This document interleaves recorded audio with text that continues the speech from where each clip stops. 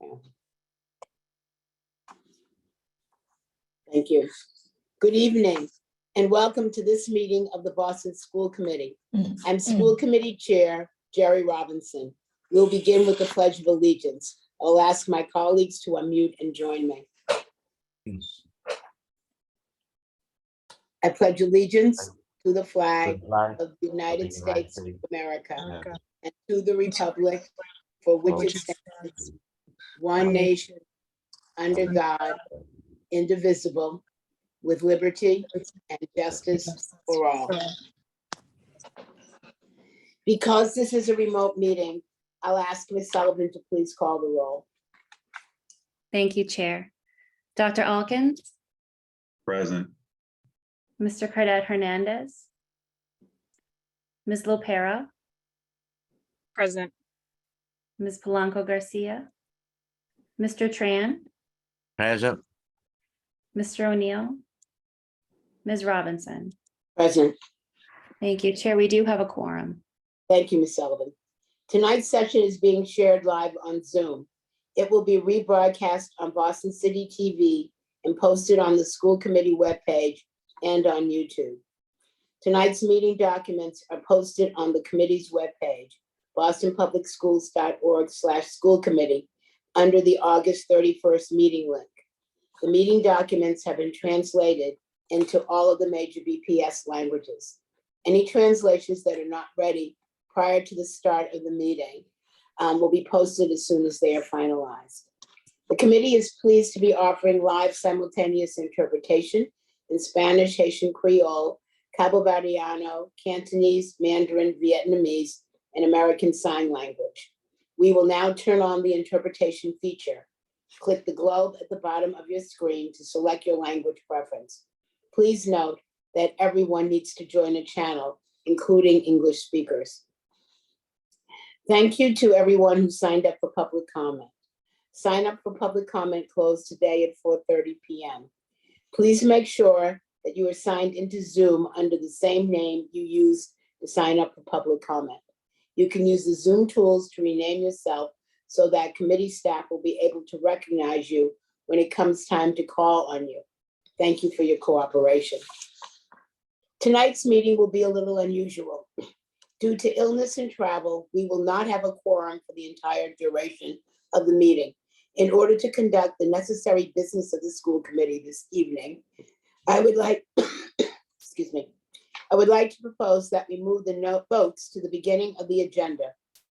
If and when members need to leave, we will vote to adjourn the meeting as we will no longer have a quorum. Given the urgency of the work being done by the district to prepare for the reopening of school and the need to share this important information with our stakeholders and community members, the remaining members will stay on to hear the acting superintendent's report and the back to school update. We will maintain a live stream for the public to hear these important updates. Those signed up for public comment may also be heard this evening by the remaining members of the school committee or may choose to wait until our next regularly scheduled meeting. Our first action item this evening is the payment of membership dues to the Massachusetts Association of School Committees, also known as MASC, for the school year 2022 to 2023 in the amount of $8,280. MASC offers a wide range of programs and services, including professional development workshops and education advocacy support. I'll now open it up to the committee for any questions or comments.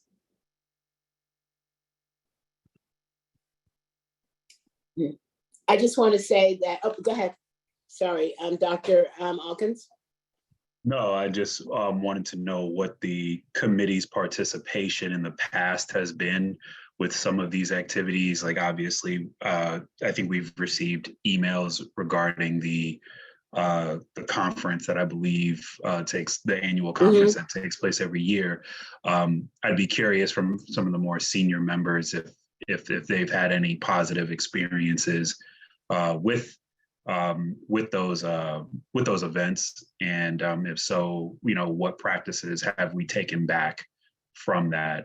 So basically, how have we benefited from the membership essentially? I think the membership will, number one, they offer training to all new school committee members and ongoing support the school committee. So I can tell you as a new chair this year, I had almost weekly conversations with Glenn Kuchar, who is the head of the Mass Association of School Committees, who is always available and ready to explain, support, offer any kind of support. He's also provided training to our new members of the mayor's office to help them to understand the roles and, and responsibilities of the school committee, et cetera. They stand, I feel like, to be honest, how I have used them more has been one-on-one. They've offered a lot of training all throughout COVID, in order to help, locate materials, share what other districts are doing. It's been different, obviously, over the last 2 years as everything has gone remote, so that there really haven't been any in-person opportunities. But in the past, people have attended conferences, et cetera. I feel they're most helpful, particularly in interpreting what goes on in Massachusetts, in terms of Massachusetts law, et cetera, and how any number of issues coming down from the government, et cetera, around, testing, all of these things, then they had the most up-to-date information. So that's all that I can say in terms of my own participation over the last several years. Yeah.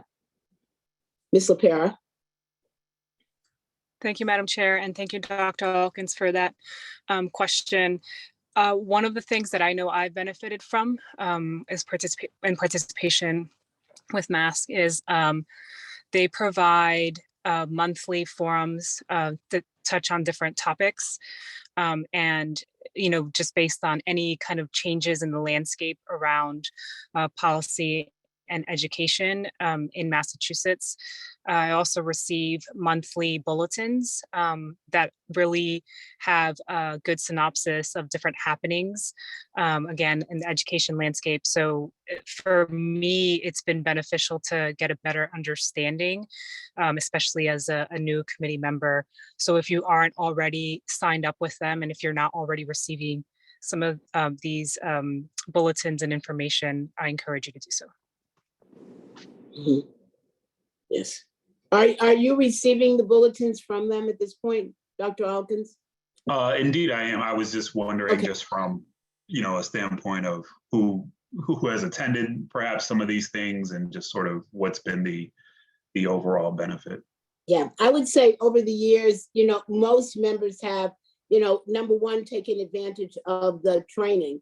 And when I took it, it was in person. Obviously, it's been remote, and that was an opportunity not only to get to know the landscape of school committees itself, but to hear from other members of other committees and to be able to compare notes, et cetera. So my hope too in this next year, things will be able to come back in person, and that we will encourage our members to take part.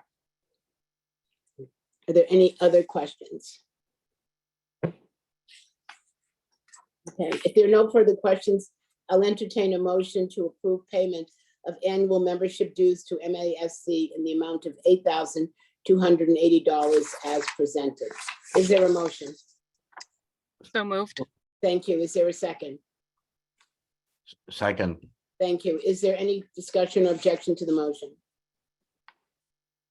Ms. Sullivan, will you please call the roll? Dr. Elkins, Yes. Mr. Cadet Hernandez, Ms. Lopera, Yes. Ms. Polanco Garcia, Mr. Tran, Yes. Mr. O'Neill, Ms. Robinson. Yes. The motion is approved unanimously.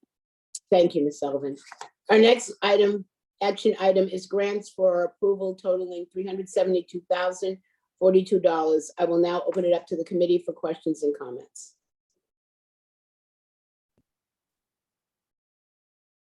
Any questions? All right.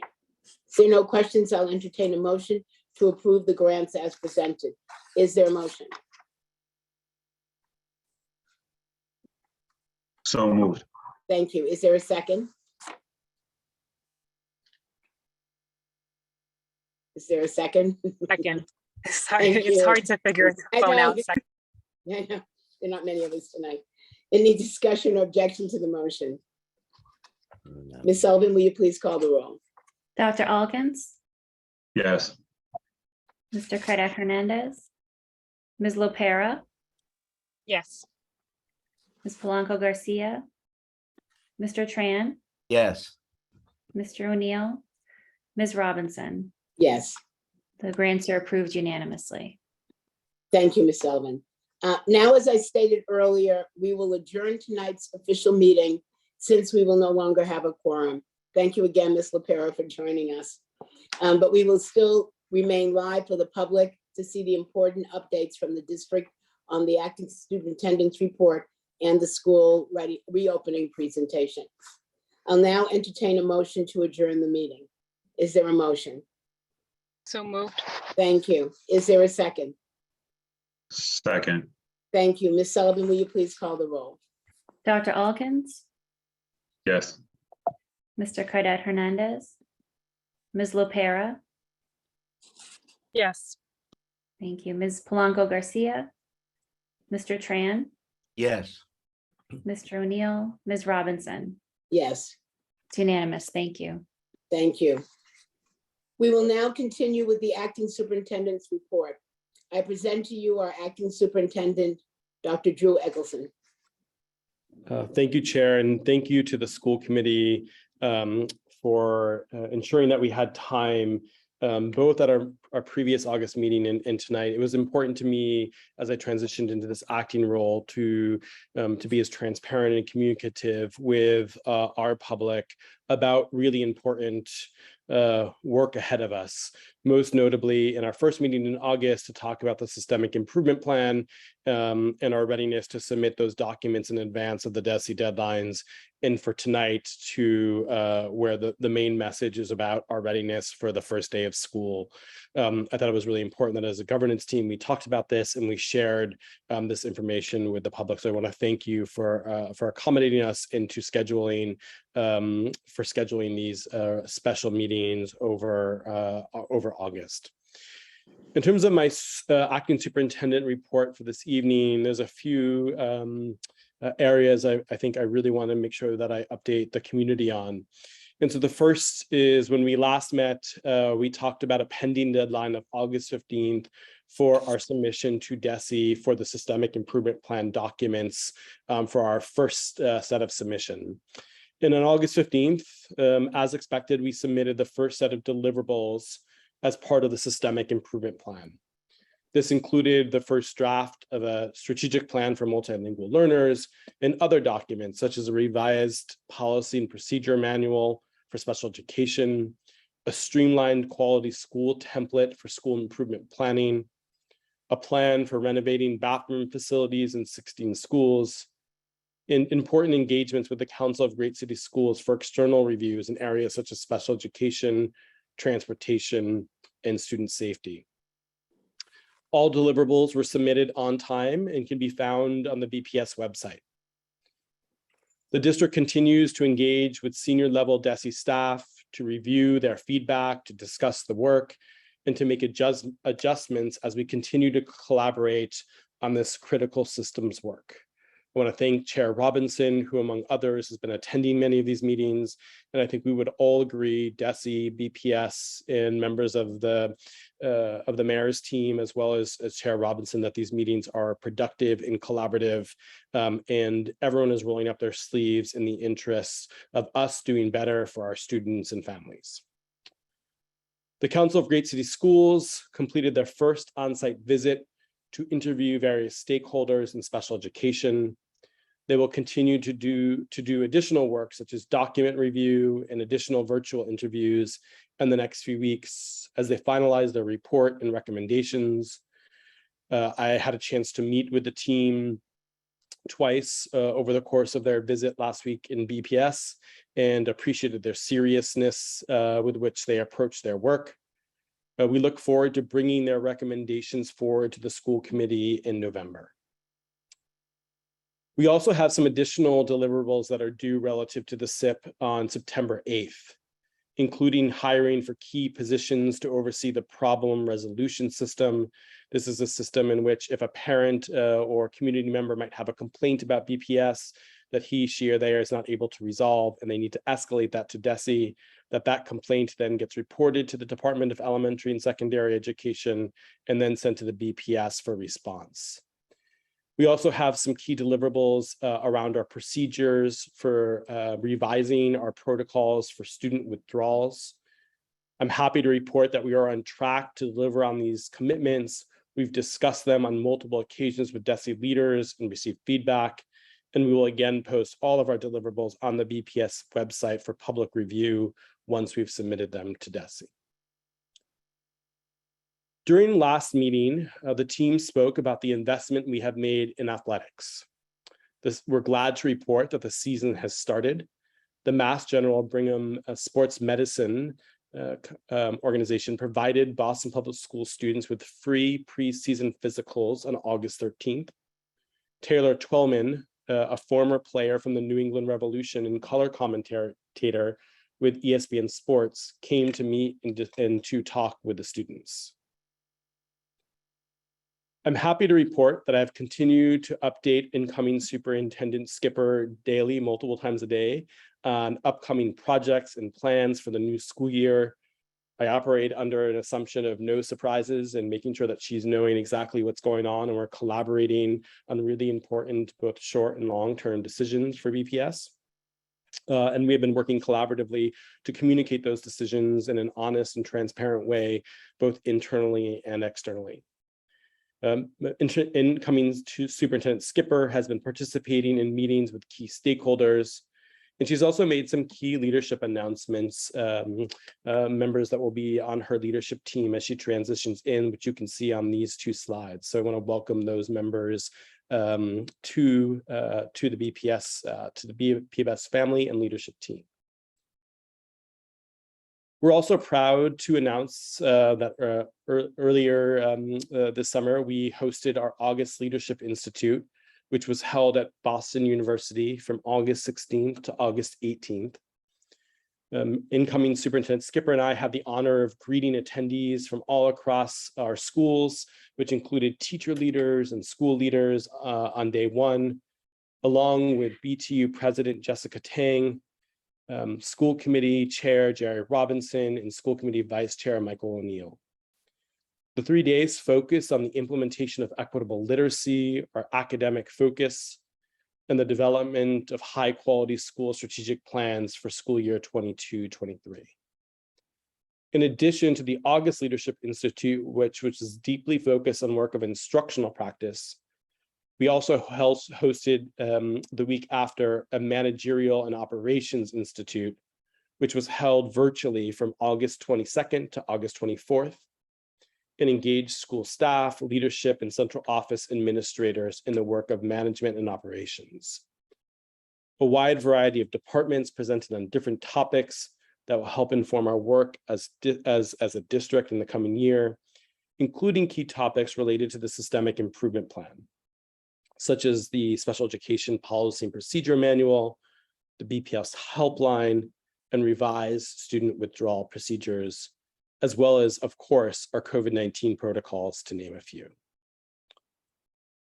We're also proud to announce that on August 25th, we held an annual open house here at the Bowling Building, where school leaders and staff visited different departments for meet and greets to get answers to their questions.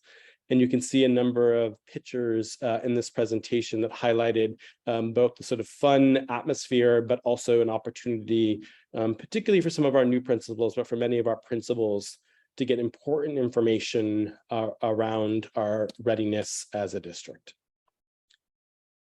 Yesterday, we held our Countdown to Kindergarten event at the Boston Children's Museum, where we welcomed our incoming kindergartners and families, passed out backpacks and goodies.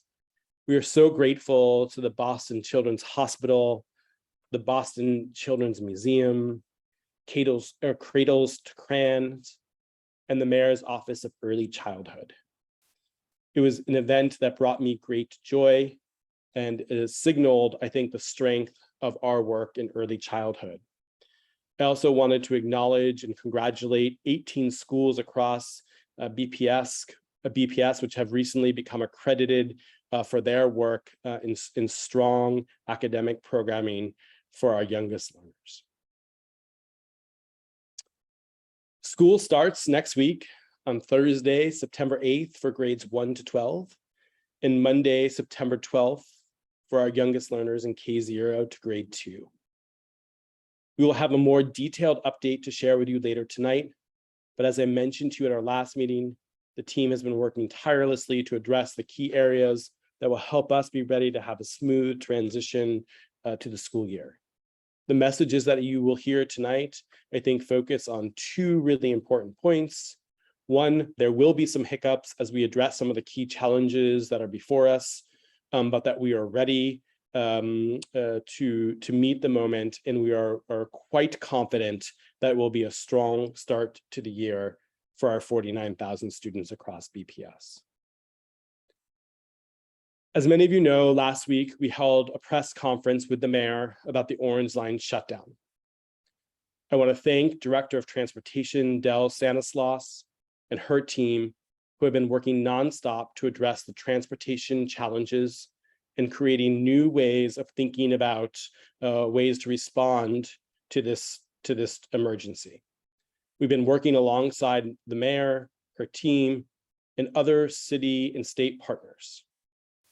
Our main focus is ensuring that our students and staff have a means of transportation to get them to school safely and on time. In partnership with the Bus Drivers Union, we have agreed to permit the district to retain additional 7D student transport vans, primarily for routes outside of the city of Boston. These student transport vans will free up existing yellow school bus drivers to increase the number of buses available within city limits. Although the Orange Line shutdown will undoubtedly raise challenges for BPS transportation, we are hopeful that these student transport vans will lessen the additional strain on our yellow school bus system. We continue to update our families weekly as information becomes available. MBTA and BPS staff will also plan to provide additional staff support to help guide students along the Orange Line shuttle routes. Keep an eye out for MBTA transit ambassadors who wear bright red polo shirts, sweaters, or jackets with T logos and can be found at stations throughout the system. We understand and recognize that this can be a stressful time for our students. Our BPS school community is here to serve our students as they arrive at school, ensuring access to care, education, and healthy breakfast and lunch after the bell, regardless of travel delays. Students should plan for delays and where possible, build additional time to get to and from school. Students arriving late due to transportation issues will not be penalized. Students who take the Orange Line may use the free shuttle bus service from the MBTA along the Orange Line route. For more information on shuttle buses and transit hubs, visit the city's Orange Line shutdown guide. Students may also choose to take free commuter rail service by simply showing their Charlie card or Charlie ticket, even if the passes have no added value. All commuter rail stops within Boston are ADA accessible. If this is your first time riding the commuter rail, we encourage you to read the city's transportation resource page. The city of Boston distributes free Charlie cards at all Boston Public School libraries. If your trip takes you on the Orange Line, you may consider alternate routes using the bus network or other rail lines. The MBTA Trip Planner can help you find other transit options that may work for you. We encourage students and families to practice traveling new routes before the first day of school. BPS has secured 5,000 free MBTA 7-day passes for families delivered to schools across the district. Families are encouraged to follow up with the respective schools to arrange pickup times. Students are already equipped with summer passes, and parents or guardians may accompany them using these free MBTA 7-day passes. If your child needs wayfinding help, please encourage them to call the BPS Transportation Hotline at 617-635-9520. If your child becomes lost, they should call 911. The Boston Police Department unit coordinates with Boston Public Schools to locate missing children and return them to their parents, guardians, or school as quickly as possible.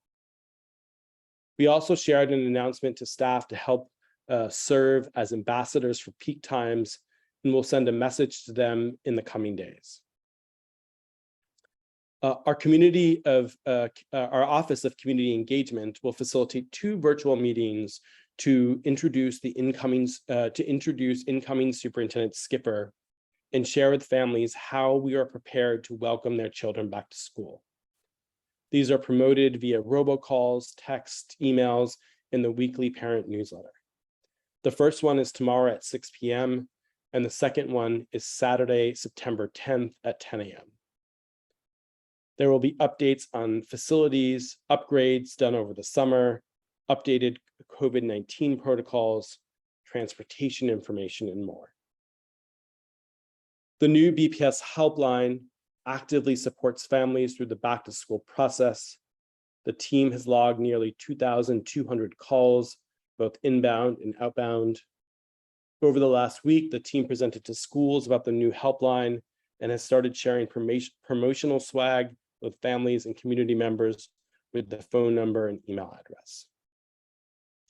The family engagement team is hosting 2 Get Engaged sessions for BPS families. The first one had 461 participants. And finally, I also wanted to communicate that I am planning to provide an update to the Boston School Committee and our larger community on Mission Hill at the September 14th school committee meeting. This update will focus on the phase 3 report, and the community can expect to hear an update on what we learned about failures and deficiencies within the central office that contributed to the unfortunate situation that was described in the phase 1 report of Mission Hill. I look forward to giving you a report on how the first day of school went and updates on our progress managing through other areas of interest as they arise. And I thank the Boston School Committee and the Mayor's Office for their support as we ramp up for the first day of school. I'll turn it back to you, Chair. Thank you. Are there any questions? Who's left? Dr. Alkins. Thank you for the report. It's, as best as we can, we want to start off on the right foot. So I appreciate this. I have a question in regard to, particularly with our updates to DESE. Could you just shed a little bit more light about how more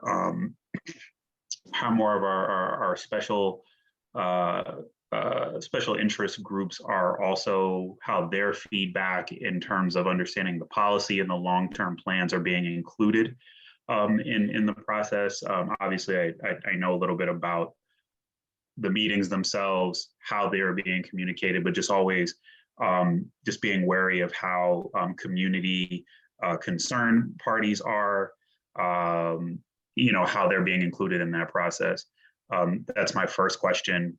And then my second question is a little bit about the transportation aspect.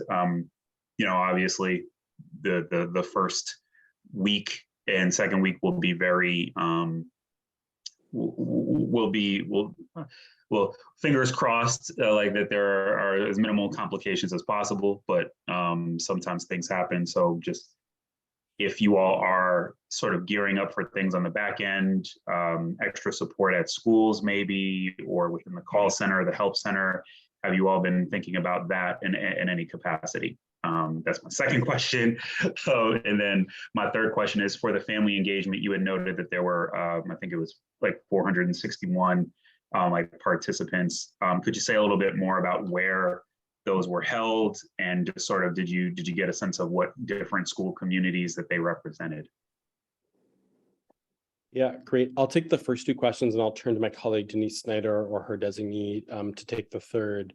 And so the first question was, what is the involvement and engagement of multiple stakeholders relative to the deliverables for the systemic improvement plan? And so there were some, obviously some of these deliverables require higher levels of engagement than others. Some things are sort of just technical around secure a vendor to do X. And while there may be some community involvement on that, we're probably, I would imagine our stakeholders are expecting opportunities to really engage on things like a strategic plan for multilingual learners, a policy manual for students with disabilities, or a strategic plan moving forward. So, so I think a few areas. So one, there are three areas in which we, in partnership with the Council of Great City Schools, are doing a review. And as part of that review, the Council of Great City Schools is meeting with external stakeholders, advocacy groups, to get feedback to help inform their recommendations in the work.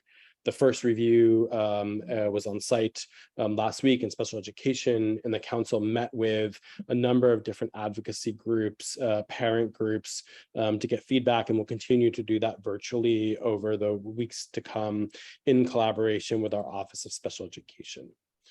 As it relates to some of the deliverables, the materials that ultimately would become before school committee as sort of policy documents for you to consider, there have been opportunities and will continue to be opportunities for stakeholders to weigh in.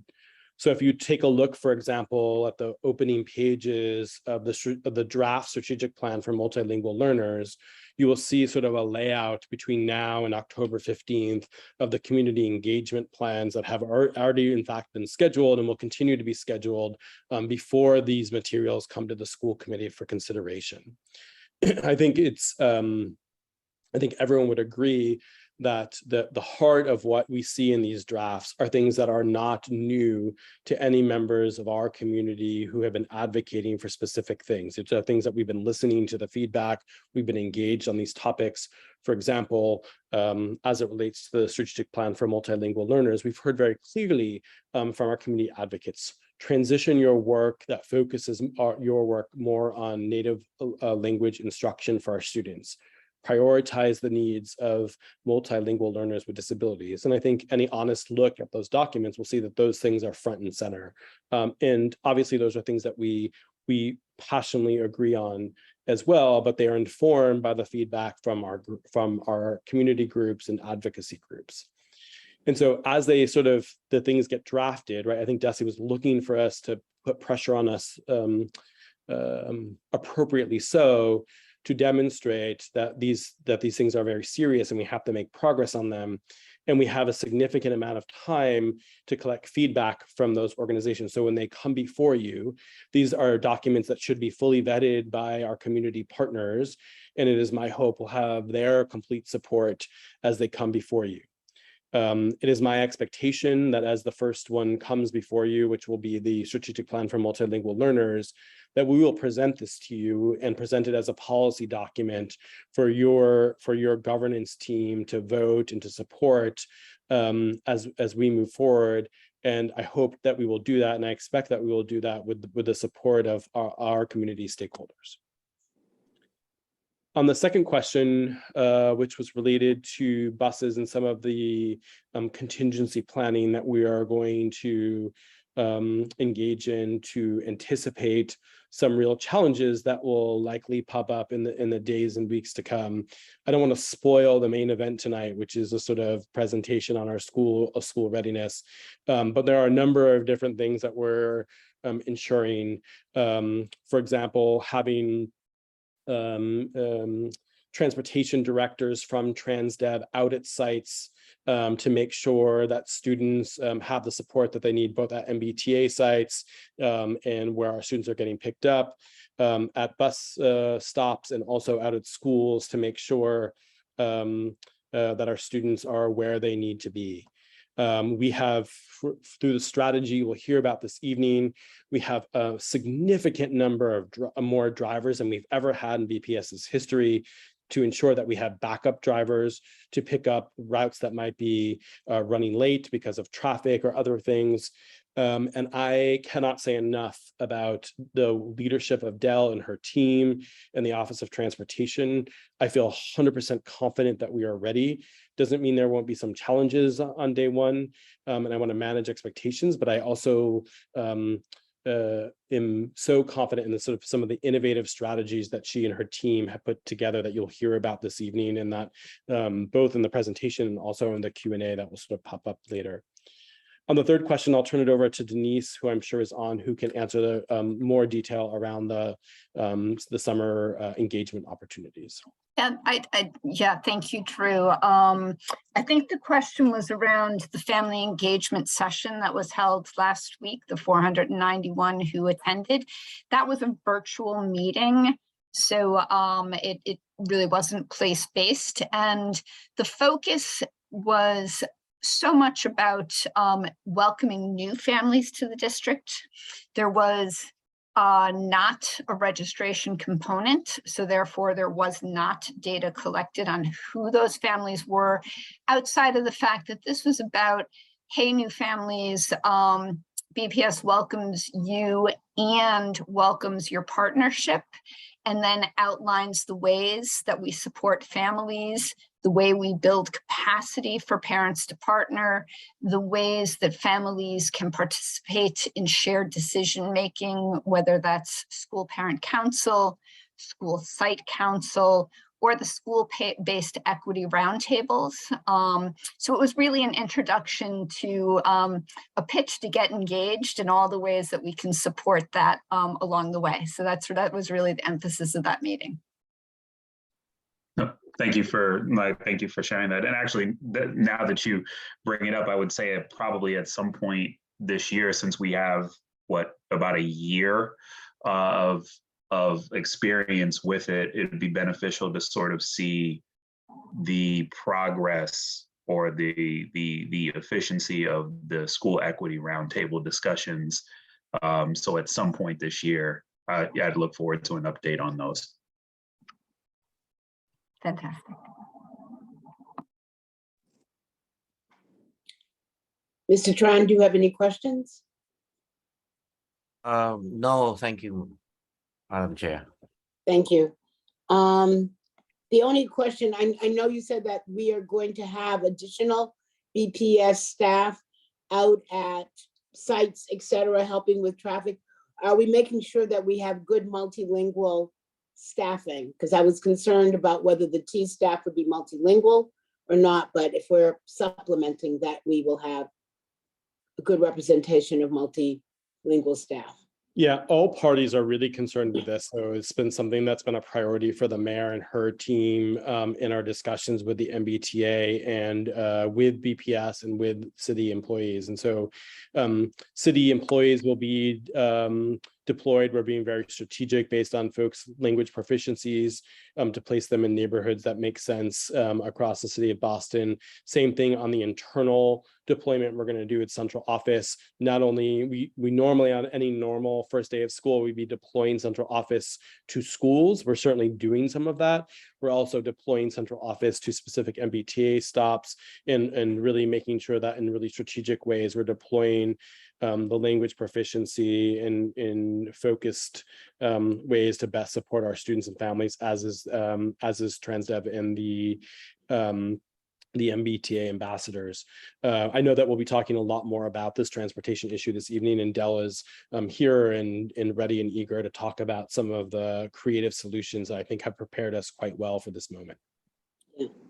My only other question is still again about transportation, and I'm wondering if individual schools, particularly those who have students most impacted by the Orange Line, whether they are also doing their own orientation for families, you know, and students, particularly our youngest kids. I guess too, I heard that some families have opted back into yellow bus service, but I didn't know, you know, what percentage of our of new sixth, seventh, or eighth grade students are being impacted by the Orange Line shutdown, and what is happening for them at their own school level. Yeah, I think I'll pass this one to Dell. Dell, if you could comment on two things. One, the number of requests that we received around families who now want to opt into yellow bus service and how we're accommodating those requests. And then two, any information you might know about school-based discussions around readiness for this. Thanks, Drew. So just to start, we've gotten requests. We've gotten a number of waiver requests. I'm pulling the most updated number right now. The file is running, so I can give that updated number in a second. Number two, we have provided and/or redesigned some of our shuttle routes to accommodate some of our students, our 7th and 8th grade students, and even some of our high school students. We are still working in partnership with the city and the MBTA to provide additional designated shuttle buses for Boston Public Schools students. And we did see quite a number of families is sending waiver requests, and I think that we're going to see more waiver requests come in the first day of school, like the first week of school, sorry, as families try navigating the MBTA, and 7th and 8th graders are like, this is something we can do or something we can't do. I would see the number, like the request number, be a lot more than they are right now. Okay. And I will get that number for you guys shortly. Thank you. Dr. Eggleston, if I can, just briefly, and Madam Chair, the other thing that we did do early on is we were made aware of the Orange Line shutdown. We did survey individual schools just to have them assess the true impact on the work and on their students. And during those conversations, we make sure we had discussions on how they would support and communicate some school-specific support for their families. So they are aware of that and are aware that's going to need to happen. Yeah. Are there any particular schools that are going to be hardest hit by this? And are we looking at providing them with any particularly individual support? After doing some assessment, I think Charlestown High, especially with the shift of 7th and 8th graders attending Charlestown High School, and we were able to redesign Charlestown High shuttle routes and provide their shuttle routes from Forest Hills to South Station and South Station to Charlestown High, and also provide a shuttle bus for students, especially the 7th and 8th graders coming in from East Boston to Charlestown High School. Thank you. Thank you. Are there any more questions?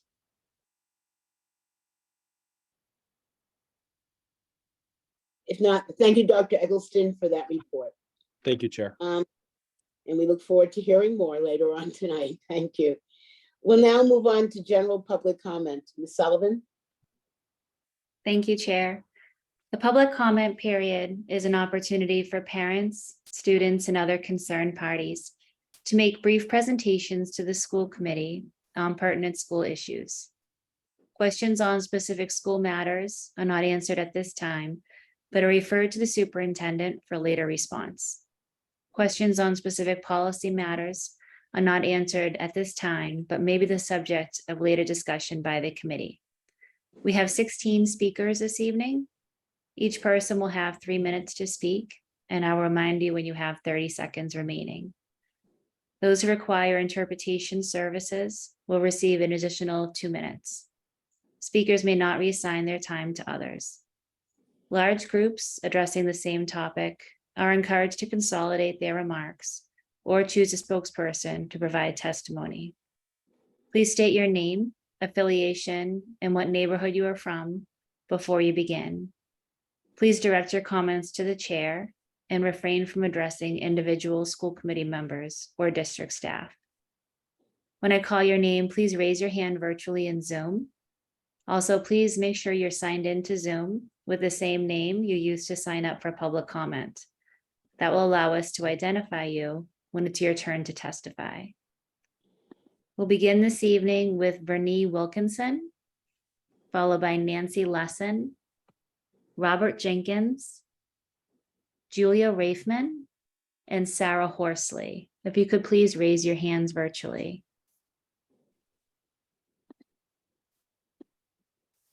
Vernee?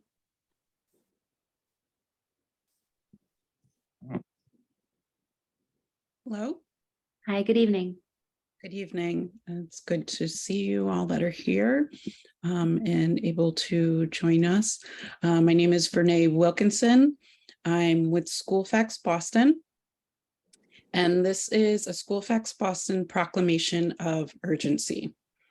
Whereas Boston Public Schools have been inequitable for decades, there is no reason multiple generations should have to endure the same issues. The education concerns of Boston Public School families need to be addressed with urgency, timeliness, and accountability. We need a transformative leader that will make change to serve all students. Whereas we need a whole culture change around the way that the district communicates and responds to Boston families. Whereas if a school is in lockdown, more clarity of protocol is needed to keep parents informed. Whereas families need to be proactively introduced to staff concerned to discipline. Don't just call with bad news, but engage families in advance. Whereas BPS families want co-authorship of their education experiences. Whereas every student should be able to have a social worker, guidance counselor, or mentor. Whereas Black and Brown students need a teaching population that is reflective of their diverse cultures and experiences. Whereas anti-Black racism can no longer be tolerated in our schools. Whereas all students deserve the Latin school resources, included but not limited to an auditorium, robust foreign language, a plethora of after-school activities, and a cafeteria. Whereas students should not be reading several grade levels behind every year. This is a common issue and it is completely unacceptable. Whereas breakfast after the bell needs to be an option so students can eat during first period, especially if their bus is late. Whereas if the needs of special needs students are not being met in BPS, give families a stipend so they can attend programs that can meet their needs. Whereas the belief gap will ruin the life of a student, all students deserve to be encouraged and affirmed by their educators. Whereas ESSER funding, BPS transportation, superintendent leadership changes, systemic improvement plan, and the Green New Deal for BPS are all very active and important areas of work. There needs to be a system of communication for updates to Boston families and ways to receive and incorporate their feedback. Thank you for your time and attention. We look forward to hearing your reply with your thoughts and comments. This is a portion of a proclamation of urgency from SchoolFax Boston, and I will distribute it in its entirety. Thank you. Thank you. Our next speaker is Nancy Lesson.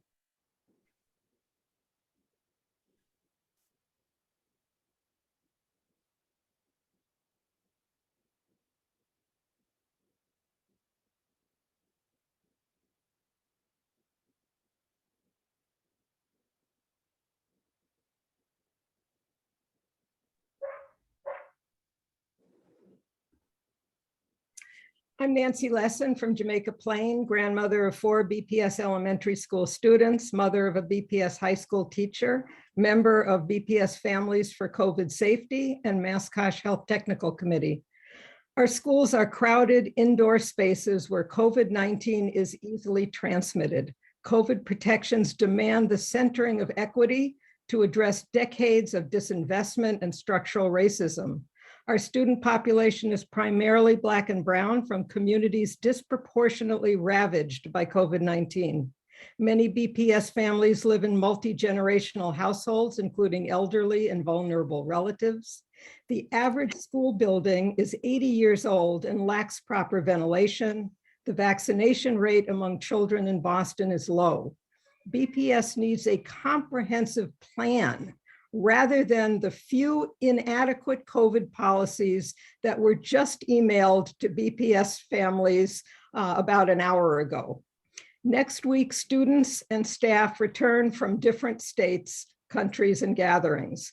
We should at least do what Philadelphia is doing, requiring universal masking for the first 10 days of school and then reevaluating. Masks work, as a recent Massachusetts study showed, adding to a lot of the literature on masks preventing COVID transmission. Tying decisions for universal masking to just Boston's COVID-19 positivity rate, as the BPS email indicates, makes little sense, as PCR testing in schools and communities has been eliminated or reduced. Public health experts say there are many times more infected people than a community's positivity rate indicates. Testing just those with symptoms misses 50% of infectious individuals spreading COVID. One take-home rapid test per person per week helps, but it's a far cry from last year's weekly pooled PCR testing. Without a good testing system, how accurate will metrics be to identify classroom clusters or school outbreaks? And what role should wastewater testing play in early identification of surges? None of this was elaborated in the email that BPS families just received. Good ventilation and filtration demand funding and installing HVAC. Indoor air quality monitors are not the solution. And we need a creative, comprehensive plan for vaccine clinics for hardly reached communities lacking vaccinations. BPS must create a comprehensive COVID safety plan that centers equity. Thank you very much. Thank you. Our next speaker is Robert Jenkins.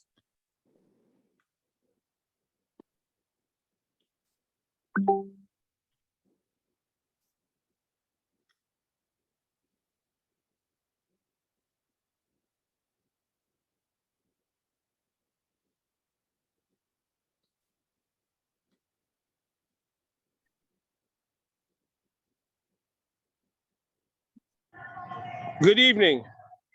Good evening. Good evening. How you doing? School committee members. My name is Robert Jenkins. I'm president of the Madison Park Alumni Association. I'm also been the school site council member at Madison Park for the last 8 years. Family engagement is very important.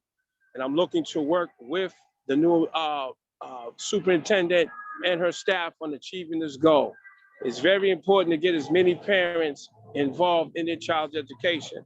But my main concern right now is transportation that is going to be happening when the kids go back to school with the orange line down. It is very imperative to come up with a comprehensive plan on working with other city agencies, such as the Street Worker Program, BAM, Be a Man program, to make sure that these buses are somewhat trying to be monitored, because these kids getting on buses by themselves, and with the recent violence and what teenagers do with this, unfortunate situation, we definitely have to be prepared.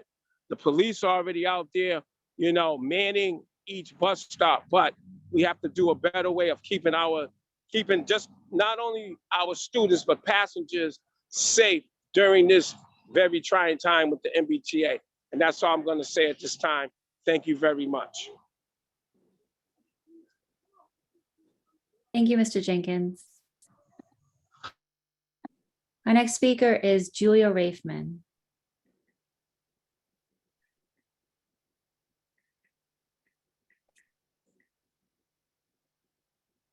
Hi, thank you for the opportunity to comment. I'm Julia Raifman. I'm an assistant professor at the Boston University School of Public Health, and I lead the COVID-19 U.S. State Policy Database. I greatly appreciate the service of everyone on the committee and the superintendents here today, and everyone who's attending. I am here to speak about the importance of preparing for surges. And unfortunately, following what's happening across the country, we are seeing that when schools reopen without mitigation policies in place, specifically mask policies, that there have been large surges quite quickly. Chicago schools have hundreds of cases. Tennessee schools don't have enough teachers. And child hospitalizations are rising in the South. So I really urge the committee to have in mind a really hard threshold and low threshold for turning on mask policies. We see that mask policies are especially important because they help ensure that the people with COVID are wearing masks and the people around them are also wearing masks. There's nothing that any individual can do to help reduce the amount of COVID in the air like a leader can do by implementing a mask policy. We see that when there aren't mask policies, it's very hard for people to wear masks. And because of the social pressures, most people will not wear masks when there are not mask policies in place. It's very hard for even the high-risk students to wear them. As you know, schools are very valuable institutions. They're places that bring together the whole community. They're places that should be, that should support equity and inclusion of high-risk households, children, families. And we see that our Boston Public Schools families are at high risk. They live in multi-generational families. The vaccination and booster rates of children and their household members are not where we need them to be. And these families will be at risk. We do see that there is also high public support for mask policies in Massachusetts, and especially among the Black and Hispanic families that make up most Boston Public Schools families. 80% of Black Massachusetts families reported supporting mask policies in schools in the spring, and 67% of Hispanic parents. So I hope that you will feel emboldened to lead, to take decisive action, and to know that the worst thing to do when there's a surge is to wait and see. We know we have already seen what happens with surges. We've seen it with Delta, we've seen it with Omicron, and we saw it this past spring. We also saw that Boston's mask policy made a difference. So I really commend you for leading on that in the spring. I also commend the schools for leading on delivering vaccines to schools. And I hope you'll help have trusted community leaders lead on communicating about those vaccines and their importance in native languages. Thank you. Thank you. Our next speaker is Sarah Horsley, followed by Elise Pector, Cheryl Buckman, Sharon Hinton, and Sulika Soto. If you can please raise your hands virtually. Sarah?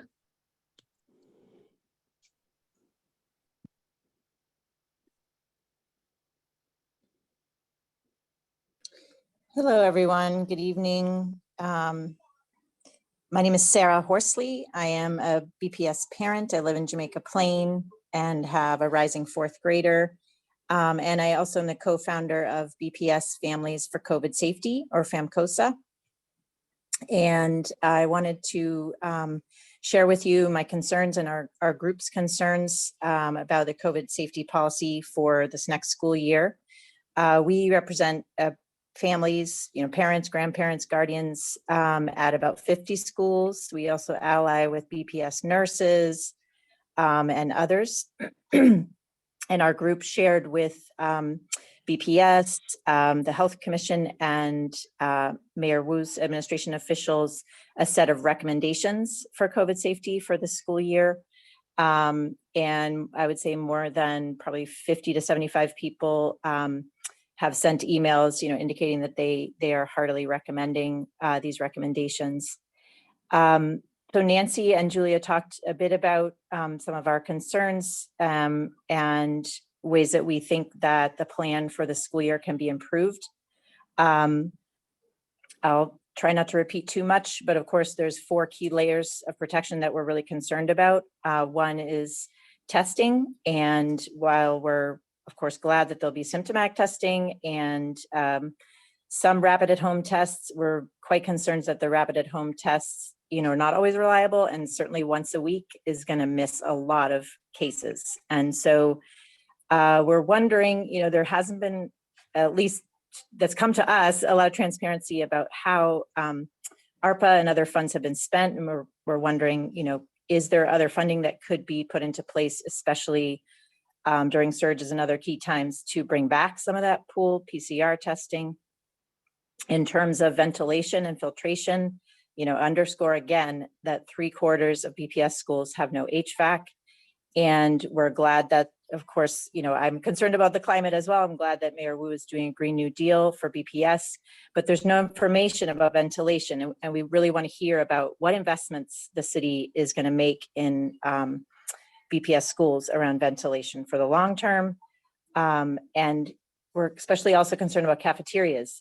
Are there enough air purifiers in those larger spaces, which, of course, students are, sitting close to each other, talking, laughing, and so forth. In terms of vaccinations, we're happy that the city and the BPS, want to work on that and work with different groups. 27. Thank you. But there's a lot more that needs to be done. There's community groups, grassroots groups that know how to do community outreach, that know how to reach families. And I think, there could be partnerships there. And I think Julia, had a great point about masking. Our main concern is, what are the metrics? What are the key metrics that are going to be used to know when to bring the mask back? I agree with Nancy, there should be masking the first 10 days, but are we going to be following wastewater? Because without testing, it's hard to know when to bring the mask back. Thank you. Thank you. Our next speaker is Elise Pector.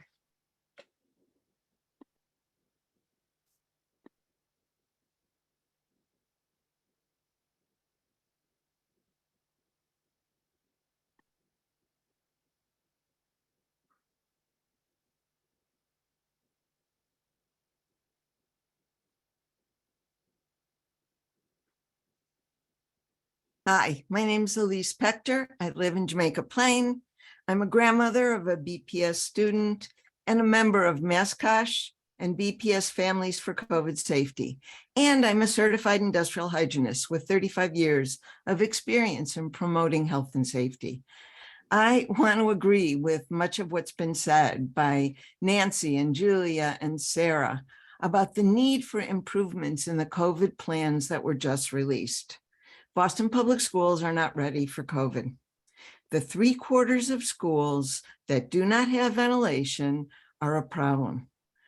Only 5 schools will receive updated systems under Renew Boston Trust that will provide fresh air and move away from fossil fuels. 5 out of our many schools. So the newly released plans continue some of the problems of last year. Measuring poor indoor air quality is not a solution for schools without ventilation. The indoor air quality sensors do not have external delays. The measurements can be accessed by school staff only if they go online. The 12-hour averages cover the problems during the occupied times. And the sensors measure without the evidence that those measurements are being used to improve conditions. So COVID safety and good learning environments are still relying on open doors and windows. The air quality deteriorates whenever windows or doors have to be closed for wet weather or noise. So we anticipate even now too hot and too cold conditions for another school year. How can we ensure that more schools are modernized with HVAC systems and cooling? How can we correct this lack of rigorous science in looking at the ventilation and the lack of funding for this expensive expenditure of improving ventilation in our schools? So the Boston Public Schools are not ready. Our ability to stay safe will depend on our capacity to shift gears when things are bad. School levels mirror community levels, so we're going to need information about community CDC risk levels, and we're going to need to be able to change policies as needed, starting with masking and shifting to masking. If a cluster is already class-wide, there's no time to shift gears and make things more safe. So Boston Public Schools aren't ready. We'd like to see more attention to improving those conditions. The structural racism that has led to the underfunding of our schools and the lack of engagement with families has allowed schools to add to the health and educational burdens in Black and Brown families. We know we need more. Please help protect the health of children, educators, and families. Thank you. Thank you. Our next speaker will be Cheryl Buckman.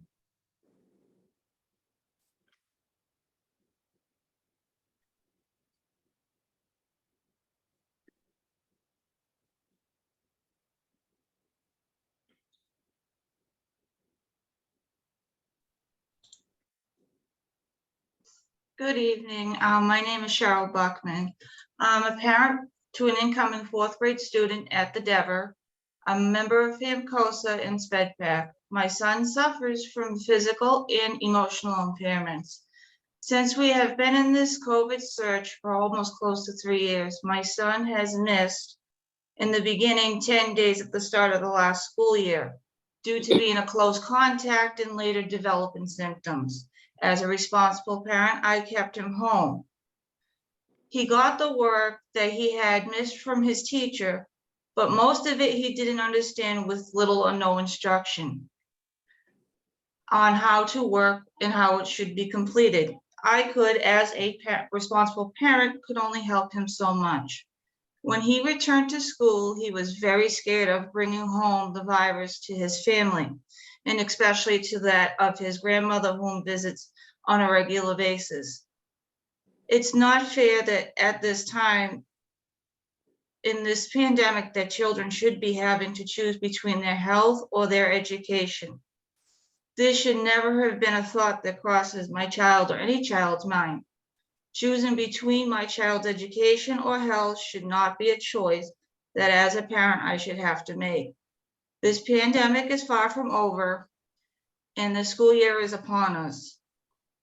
Many Boston residents continue to suffer from acute to severe long-term illness, thus making them miss days from either work or school. COVID's still very high in our wastewaters. BA.5 is now the dominant strain. This most transmissible yet and best at escaping immunity from vaccination or boosters. With other variants on the horizon, such as BA.4.6 and BA.2.75 on the horizon. What are we going to do now to ensure that each child and teacher are safe in school buildings? How are we going to react when a surge happens and buildings are forced to close? What we need is a flexible plan designed for how COVID is affecting us now and plans that we can use in the future. Students and teachers need support instead of being penalized for missing days. At this time, BPS must guarantee a safe environment for its families whose children need in-person learning, while giving those at home that have to miss the same learning experience. I know that BPS is committed to the safety of its teachers, students, and community. I believe that this time is now to take those protective measures we currently have and put them to good use. I will close with this quote from my 9-year-old son. Masking up in school keeps our friends, family, teachers, and staff safe. I don't want to go back to the way it was before when I was away from all my friends and my school. Thank you. Thank you. Our next speaker is Sharon Hinton.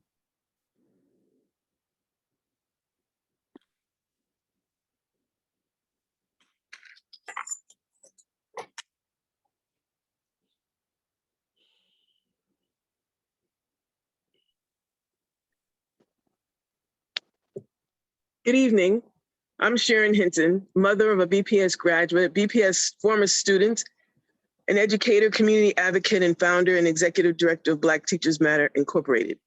I'd like to highlight the issue of BPS needing several hundred teachers to be ready for classes this fall, in a week. How many teachers are actually needed? What subjects and schools are being impacted? And if that is true that we need several hundred teachers, what initiatives, programs, and measures are being taken or made or in progress to address this issue? And what measures will ensure an increase of Black teachers to address Judge Geraghty's mandate of 24% of BPS teachers who must be Black or African-American? Another question, is the DESE sword of Damocles still hanging over BPS for the next 3 years? And what regular reporting is in place to keep teachers, parents, and students informed and BPS accountable? What is being done to eliminate the revolving door of superintendents, or should we not be so attached and connected to this superintendent either? In addition, with the orange and green lines, being shut down at the beginning of the school year and the transportation contract already completed? What is being planned? And when will parents and students know if it's really working and have zero incidents of students put on the wrong bus or left at a stop?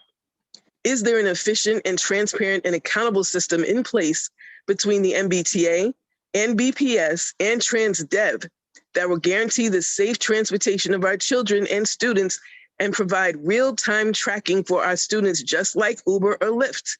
If they can do it, why can't we? Since questions are not answered directly to testifiers during the meeting, when will we all know? What is the time on that? And finally, welcome, Superintendent Skipper. May the force be with you. Thank you for listening to me. Thank you. Our next speaker is Suleika Soto, followed by Lauren Peter, Jody Sugarman Brosen, Robin Williams, and Sherry Kelleher. If you could please raise your hands virtually in Zoom. Suleika? Hello, good evening. Good My evening. name is Suleika Soto. I'm a BPS parent, parent organizer for Beja, and a co-founder of FEMCOSA and a resident of the South End. And I want to stand in solidarity with Sharon's statements. So FEMCOSA is calling for a layered approach to preventing COVID infection and transmission in a school district where 80% of students are children of color, a population whose families suffer disproportionately from the ravages of this pandemic. The current plan for COVID mitigation in BPS is not enough. It has been so important for our schools not to be sources of infection and transmission, and for there to be layers of protection that racial equity demands to shield students and families from this unrelenting ongoing pandemic. In order to ensure students from historically marginalized populations, including English language learners and students with disabilities, are at the center of decision-making, we ask that you adopt policies aligned with evidence, equity, and inclusion that prioritizes those communities and ensures they are at the table. 3/4 of our schools, like it was mentioned, lack ventilation, and our children are learning and working in poor indoor environmental conditions that exacerbates asthma and the risk and exposure to COVID, which causes disruption in learning. The loud anti-maskers in the community convinced politicians last year to pull back the mask requirement in BPS when masks continue to be so important and when half of children ages 5 to 11 are not fully vaccinated, as in the case in Boston. BPS should employ a data-driven, equitable, and inclusionary masking policy with specific metrics. At the very least, like Nancy said, we should institute a mask mandate for the first 10 days of school and then reevaluate. Maybe we need masks right after breaks and then reevaluate. Why is BPS not requiring masking in settings such as classrooms or during activities to protect students with immunocompromising conditions or other conditions that increase their risk for getting very sick with COVID-19? Evidence suggests that as many as half of pediatric infections may be asymptomatic. It is not enough to just send one home rapid test kit every 2 weeks for students and call it a testing plan. iHealth COVID-19 antigen rapid tests are only authorized and recommended to be used by both the manufacturers and CDC in asymptomatic patients when tested twice over 3 days with at least 24 hours and no more than 48 hours between tests. So 1 test per week is not enough. We expect BPS and the Wu administration to be a leader on these equity issues and set the bar. The city and BPS must take robust action to prevent further disproportionate harms to health, economic outcomes, and education. Thank you. Thank you. Our next speaker is Lauren Peter.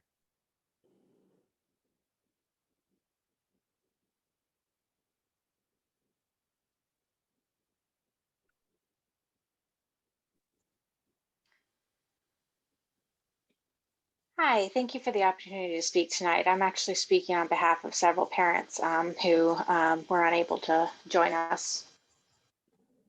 The Sumner Elementary in Roslindale has had a tough year as far as equity concerns are concerned. We were given 6th grade in April of 2022. From December to March, we were told we were going into the BCYF. And then in May, we were told that we're moving into the old Irving building.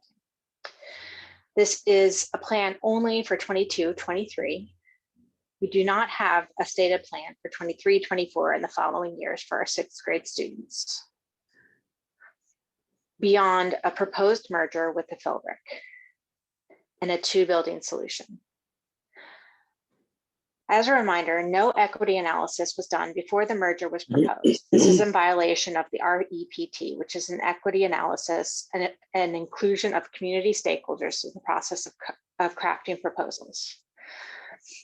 We would like a full equity analysis using the REPT in your hands before a vote is done. We have asked BPS to do this equity analysis repeatedly in meetings with the district staff on May 26th, July 6th, and emails on June 29th, July 22nd, August 4th, August 19th, and August 21st. As of our June 15th Sumner Family Council meeting, we shared the limited information we had with our family community, and they had many questions and concerns about a 2-campus long-term solution and why this specific merger was being proposed.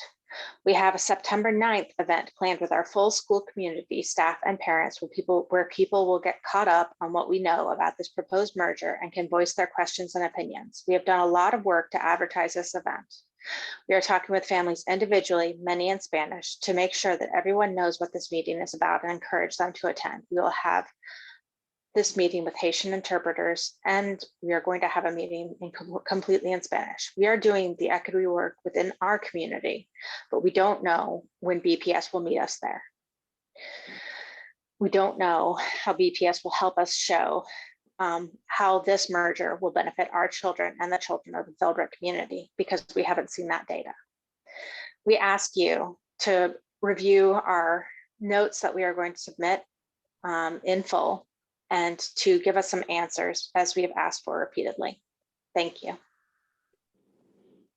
Thank you. Our next speaker is Jody Sugarman Rosen, followed by Robin Williams and Sherry Kelleher. Jody?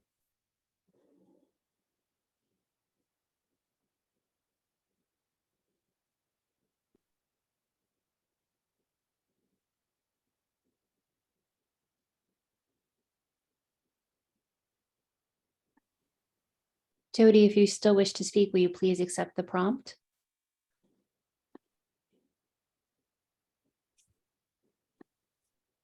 Okay, let's try Robin Williams.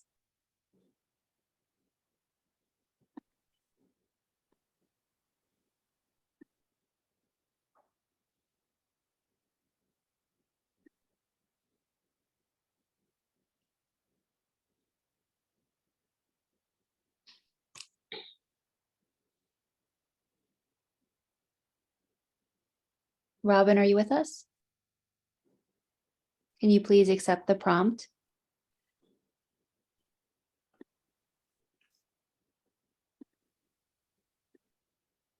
Okay, let's try Sherry Kelleher.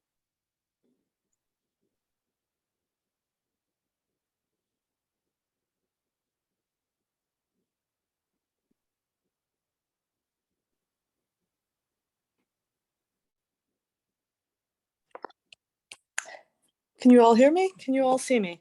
Yes, good evening. Good evening. My name is Sherry Kelleher. I'm a resident of Charlestown. And at this time, I have one student still in BPS who attends Boston Latin. To echo some of the comments that the very capable Sharon Hinton said earlier, I have a lot of questions about openings and unfulfilled positions or unfilled positions at BPS. One of the promises that you made to us last year is that you would be able to start implementing Mass Core. Do you have the teachers to do it? At the time, it seemed like a pretty far reach, but we were assured that yes, you would be able to get those positions filled. Improving quality improves access and equity for all students across BPS, and quality has been a significant problem across the system. We'd like to see the transparency to show the numbers of Where do you have math teachers? Where do you have science teachers? Where do you have the language teachers, the arts? And where don't you? Where aren't you able to meet those commitments? While I absolutely appreciate that BPS is scrambling to overcome the curveball of the MBTA, it doesn't change the fact that BPS made the decision a number of years ago to use the MBTA as its primary transport system for 7th through 12th graders. With the orange line and the green line out of commission to a large extent, it greatly impacts how students get to school. We lack a quality option here in Charlestown. How many of our students have to take public transportation, and how are you rushing to address that? We all have lots of questions. Where do we find the answers? We thank you for your time. Cheers. Thank you. Chair Robinson, that concludes our speakers for public comment.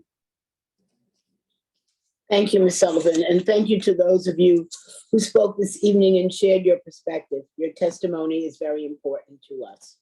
We will now hear a school year 22-23 reopening update. Before we dive in, excuse me, I'd like to invite Dr. Eccleston to provide opening comments. Thank you, Chair, and thank you to the speakers this evening for your really important feedback and guidance. Our presentation this evening, I think, will highlight two really critical themes. One, we anticipate that there will be some challenges with the start of the school, especially related to transportation. And two, we are very confident in our readiness for day one. I want to thank the entire BPS team, from the central office to the schoolhouse, for all of the hard work and efforts that people have put into to ensure our readiness for day one.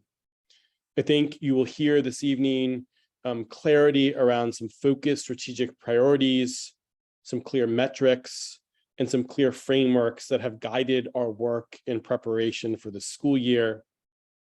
And I want to thank particularly the mayor and her team for their deep support on many issues, most notably their advocacy and partnership relative to our response to the Orange Line emergency.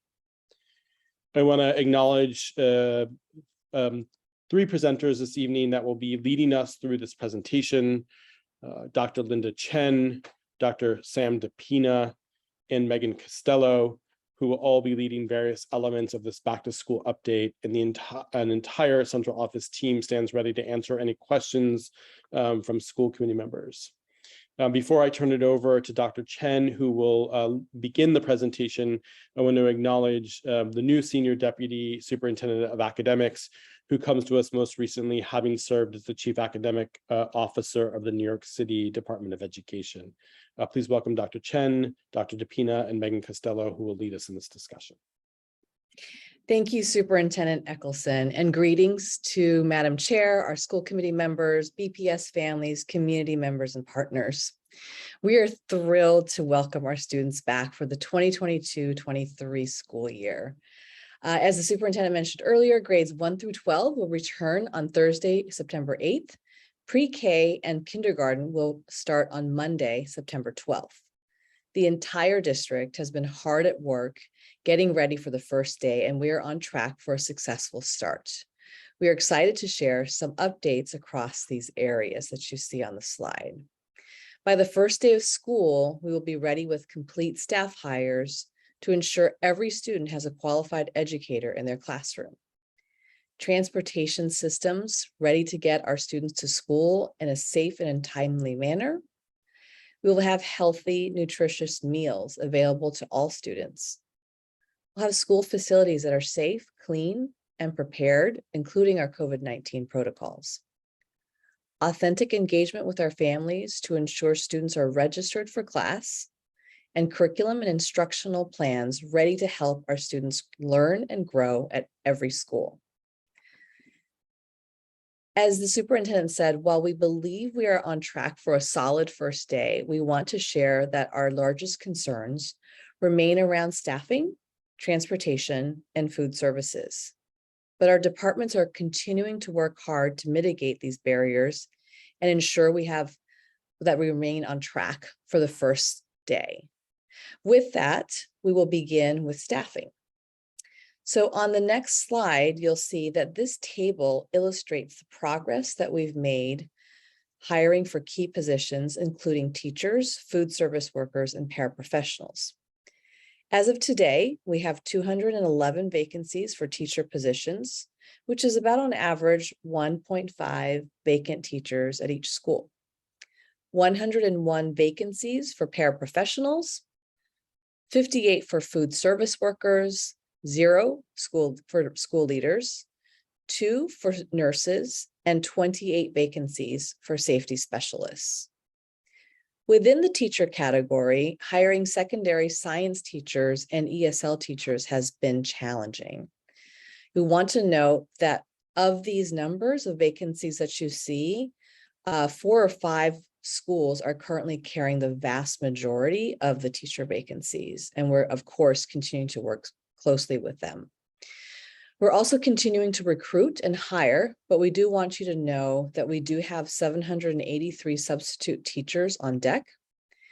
And we also want to note that all of these subs do not necessarily work every day, and some move into long-term assignments and they're not therefore not available for per diem work once they move into long-term assignments. There have also been significant challenges in hiring paraprofessionals and food service workers. I will now turn it over to my colleague, Dr. Sam DePina, for more information on bus-based positions, followed by operational plans for back-to-school preparation. Sam? Thank you, Dr. Chen, and good evening, members of the school committee and members of the public joining us this evening. With regards to transportation staffing, this table illustrates the progress we made in hiring for transportation-based positions. Specifically, we're working closely with TransDev to hire bus drivers with a number of incentives to drive up the number of bus drivers we have hired, including offering paid training for CDL certification. Our original goal was to hire 90 drivers by the start of school. Since May 1st, TransDev has hired 84 drivers. 29 of the 84 drivers were hired with a CDL license. 55 of the 84 driver hires are undergoing paid training for CDL certification currently. TransDev is working to get drivers trained and credentialed as quickly as possible. Our current estimates are that 36 new drivers will be ready for the start of the school year. Bus monitors continues to be a significant challenge for hiring. We are more than 100 monitors short of our hiring goals for the start of school. We've been engaged in ongoing contingency planning for this challenge to ensure students receive the necessary services. The contingency plans include partnering with schools to recruit staff from the schools to serve as monitors. We're in discussions with the city about outlining a negotiation strategy to incentivize more applicants for bus monitor role. And the finance team has signed off on an enhanced competitive compensation package to provide those in the bus monitor role. Next slide, please. With regard to our transportation department, we're focusing on a three-pronged strategy to improve our services this year.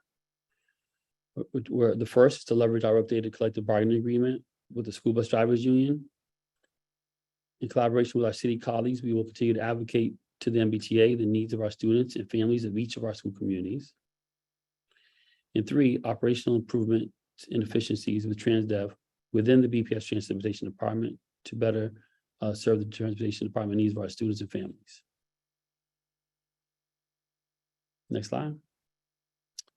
As we mentioned, the last June, TransDev, BPS, and City of Boston signed a new contract with the Bus Drivers Union that includes key operational changes that will better prepare BPS and TransDev to significantly improve our services for our students and families. We've been working collaboratively all summer to implement these changes. Some operational changes include requiring drivers to practice the routes they select prior to the start of school. And we agreed on strategies to increase driver attendance and punctuality, such as increased penalties for late arrival to work and eliminating retroactive use of personal time off to cover absences when drivers do not report to work or do not call in absences in advance. As Dr. Eccleston mentioned earlier, to accommodate the additional strain on the bus system during the Orange Line shutdown, we'll be contracting with 70 transportation vendors to provide transportation services for routes outside of the city. The use of these transport vans will free up transit bus drivers within city limits to drive additional school buses and support where trips are falling behind schedule. Next slide. I'm going to go slightly out of order with these topics just because Dr. Eccleston covered some of this in his opening remarks, and to make sure we give the most important update to families and students first. BPS staff, city colleagues, and MBTA representatives have been working closely to ensure students and families receive information and resources they need to navigate their commute during the Orange Line shutdown. We encourage our 23,000 BPS students who rely on the MBTA and the approximately 5,000 students who utilize the Orange Line specifically to plan and practice their travel routes prior to the first day of school. To plan your trip, please visit the MBTA website at www.mbta.com. In addition, as mentioned earlier, the MBTA has provided BPS with 5,000 7-day link passes to give families who utilize the Orange Line an opportunity to practice new routes prior to the start of school. Please contact your school administration to obtain such passes. For students who do not typically use the Orange Line, you should continue to take your normal route to school and expect delays during your commute. Traditional M7 MBTA passes for all students in grades 7 through 12 will be provided to students on the first day of school. Again, we are communicating weekly with all BPS families to ensure they are aware of updates and changes and know how to identify and plan for transportation alternatives. Students will not be penalized for being late due to the Orange Line closure. We're also directing families to the BPS helpline and transportation department helplines for further assistance or live assistance as well. The helpline number, once again, is 617-635-8873. And the BPS transportation hotline number is 617-635-9520.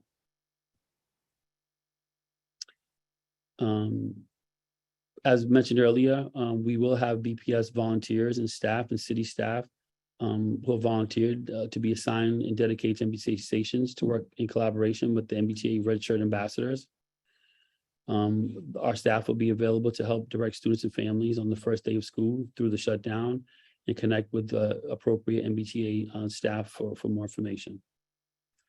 Lastly, we're very proud to announce that the MBTA has committed to having signage around how to navigate through the closure in multiple languages. And as Ms. Stanislaus mentioned earlier, we do have some BPS transportation bus shuttle services. We've redesignated some of those routes in our ongoing conversations with the city and our MBTA colleagues around trying to provide dedicated shuttle buses for BPS students. So we'll continue that advocacy as well. Lastly, slide 8, please. We did, and are mindful of the concern that this impact has on our employees. We did conduct a survey of our employees to determine the impact of the shutdown on them. We're analyzing those results and trying to determine how best to support our staff and our team members. One of the areas that has surfaced repeatedly is around parking. So due to that, we're exploring options with the city to lift parking enforcement around some of our schools. We're also in discussions with our faith-based community to assess the use of their parking lots for neighboring schools. Next slide, please.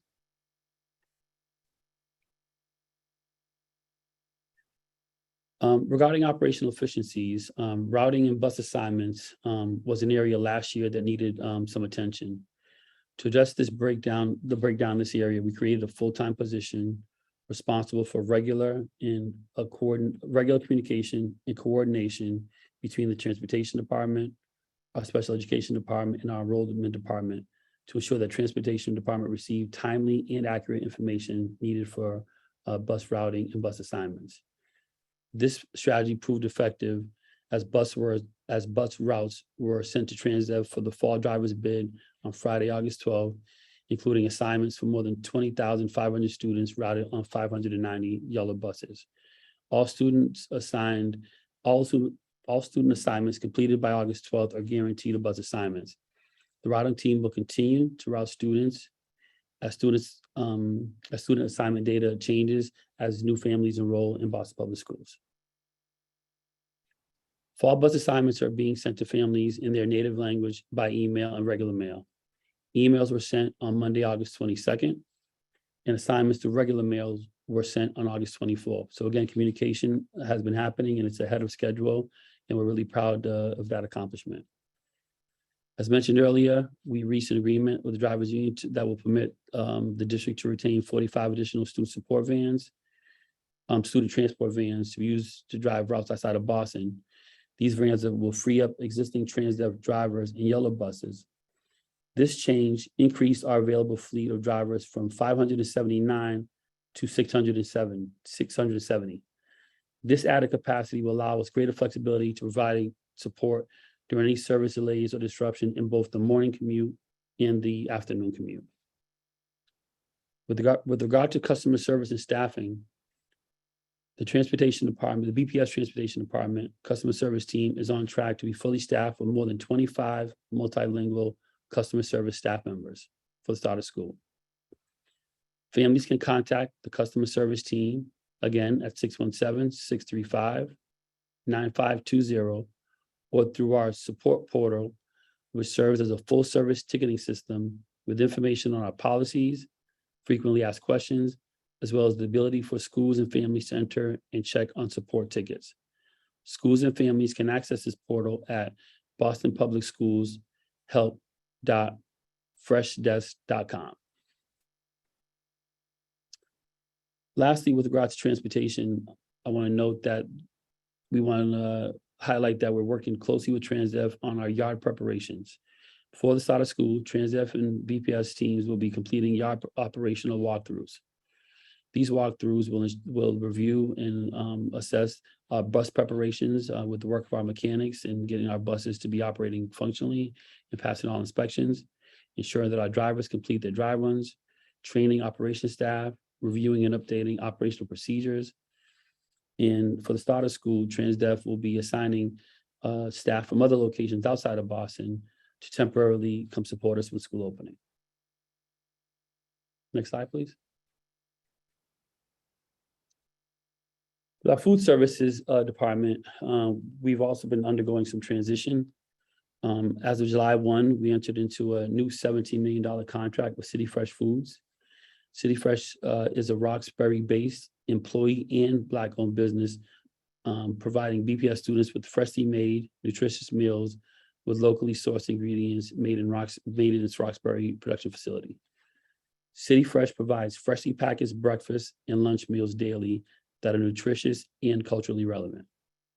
As a reminder, this service is necessary to provide meal service during the summer months, during emergency meal service requirements, and meals at schools that have not fully converted to our on-site meal preparation and cooking. Of all of our schools, 72 schools will start preparing fresh meals on-site as of September 8th. Due to the staff shortages mentioned earlier, 51 schools will have food provided by City Fresh. 38 out of these 51 schools are tentatively scheduled to start up on-site cooking over the first few months of the year as staff become onboarded through our OAC process. As a reminder, students will have a choice of hot, cold breakfast, lunch, and breakfast daily.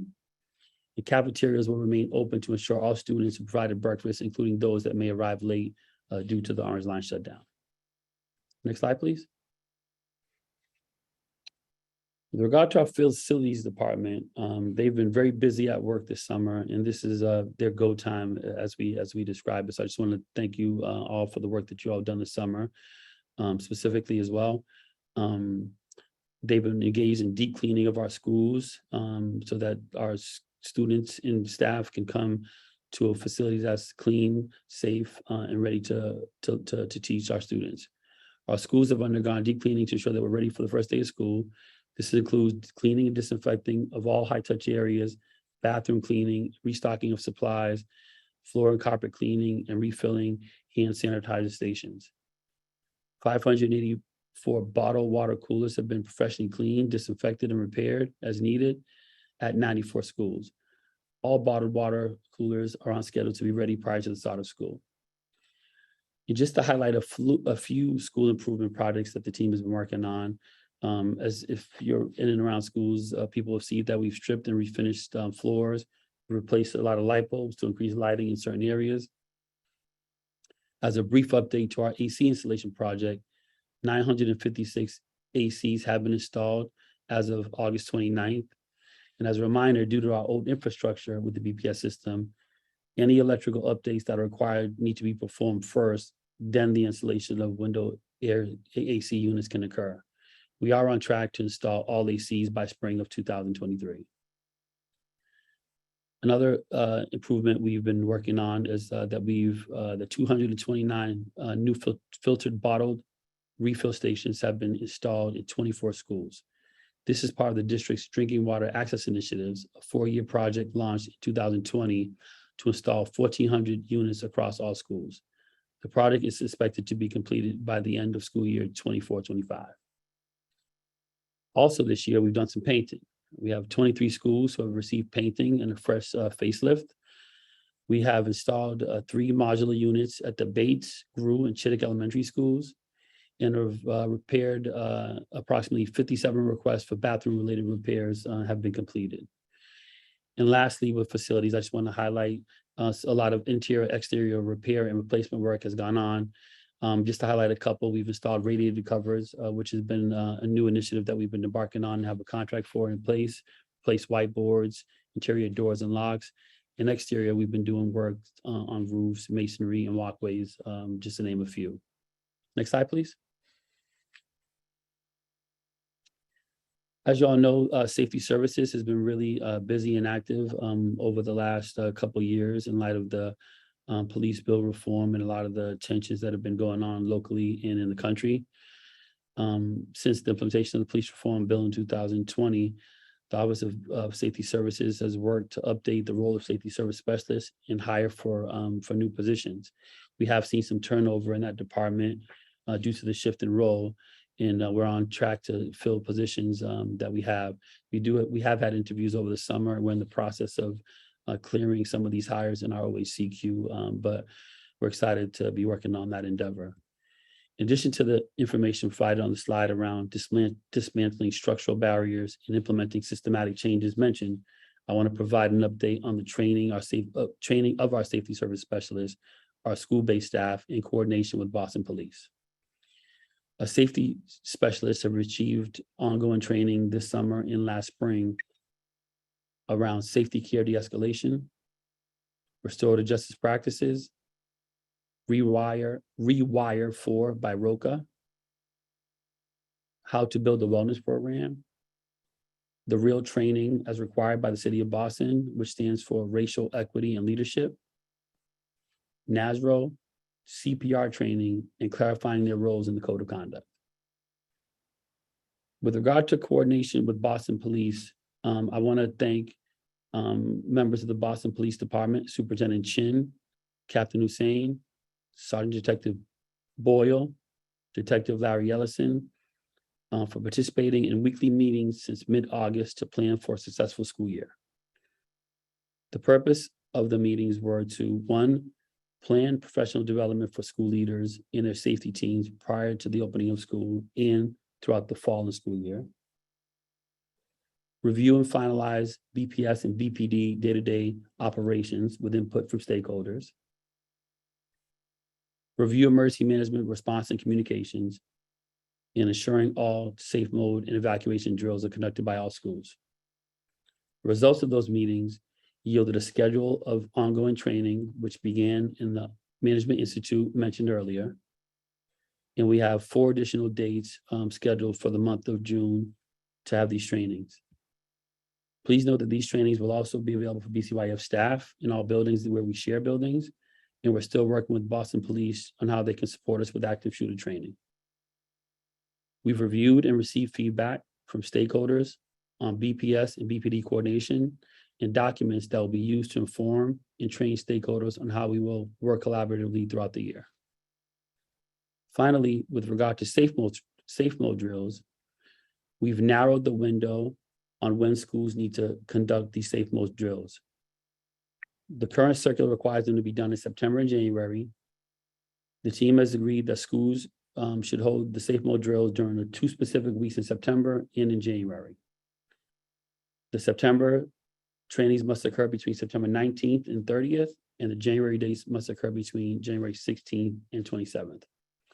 We're looking forward to future collaboration with Boston Police Commissioner Coxon and staff, as well as all of our partners supporting us in providing safe learning environments for our students and staff. With that, that concludes my portion of the presentation, and now I'll pass it back over to my colleague, Megan Costello, who will discuss our COVID mitigation plans. Thank you.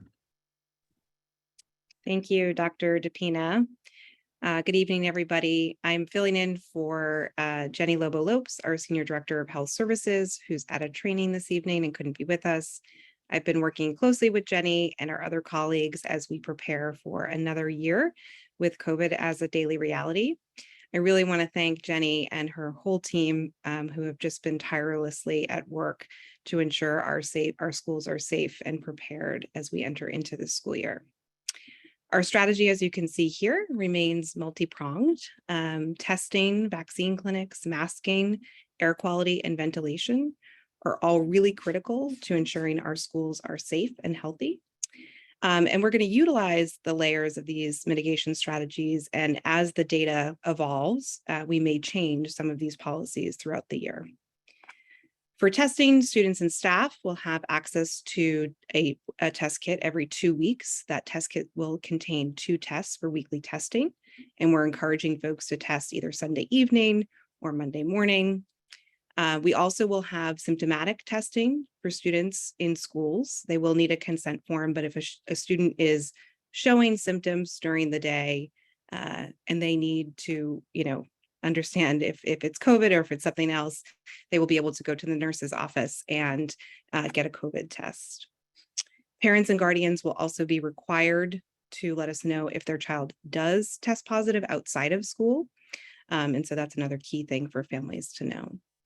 As for our vaccine clinics, as we did last year, we hosted over, I think, 160 vaccine clinics. And so we are going to hopefully do the same this year, maybe even more.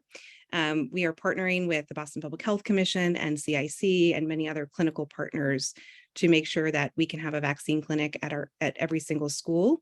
We're also going to be very targeted in our approach this year and really trying to look at neighborhood data and understand where we should be going with our vaccine clinics and meeting and doing them at community events as well, not just kind of during the school day, but making sure we get out and doing it in the community. For masking and PPE, there's a 3-month supply at every school, and masks are optional right now, but they're recommended.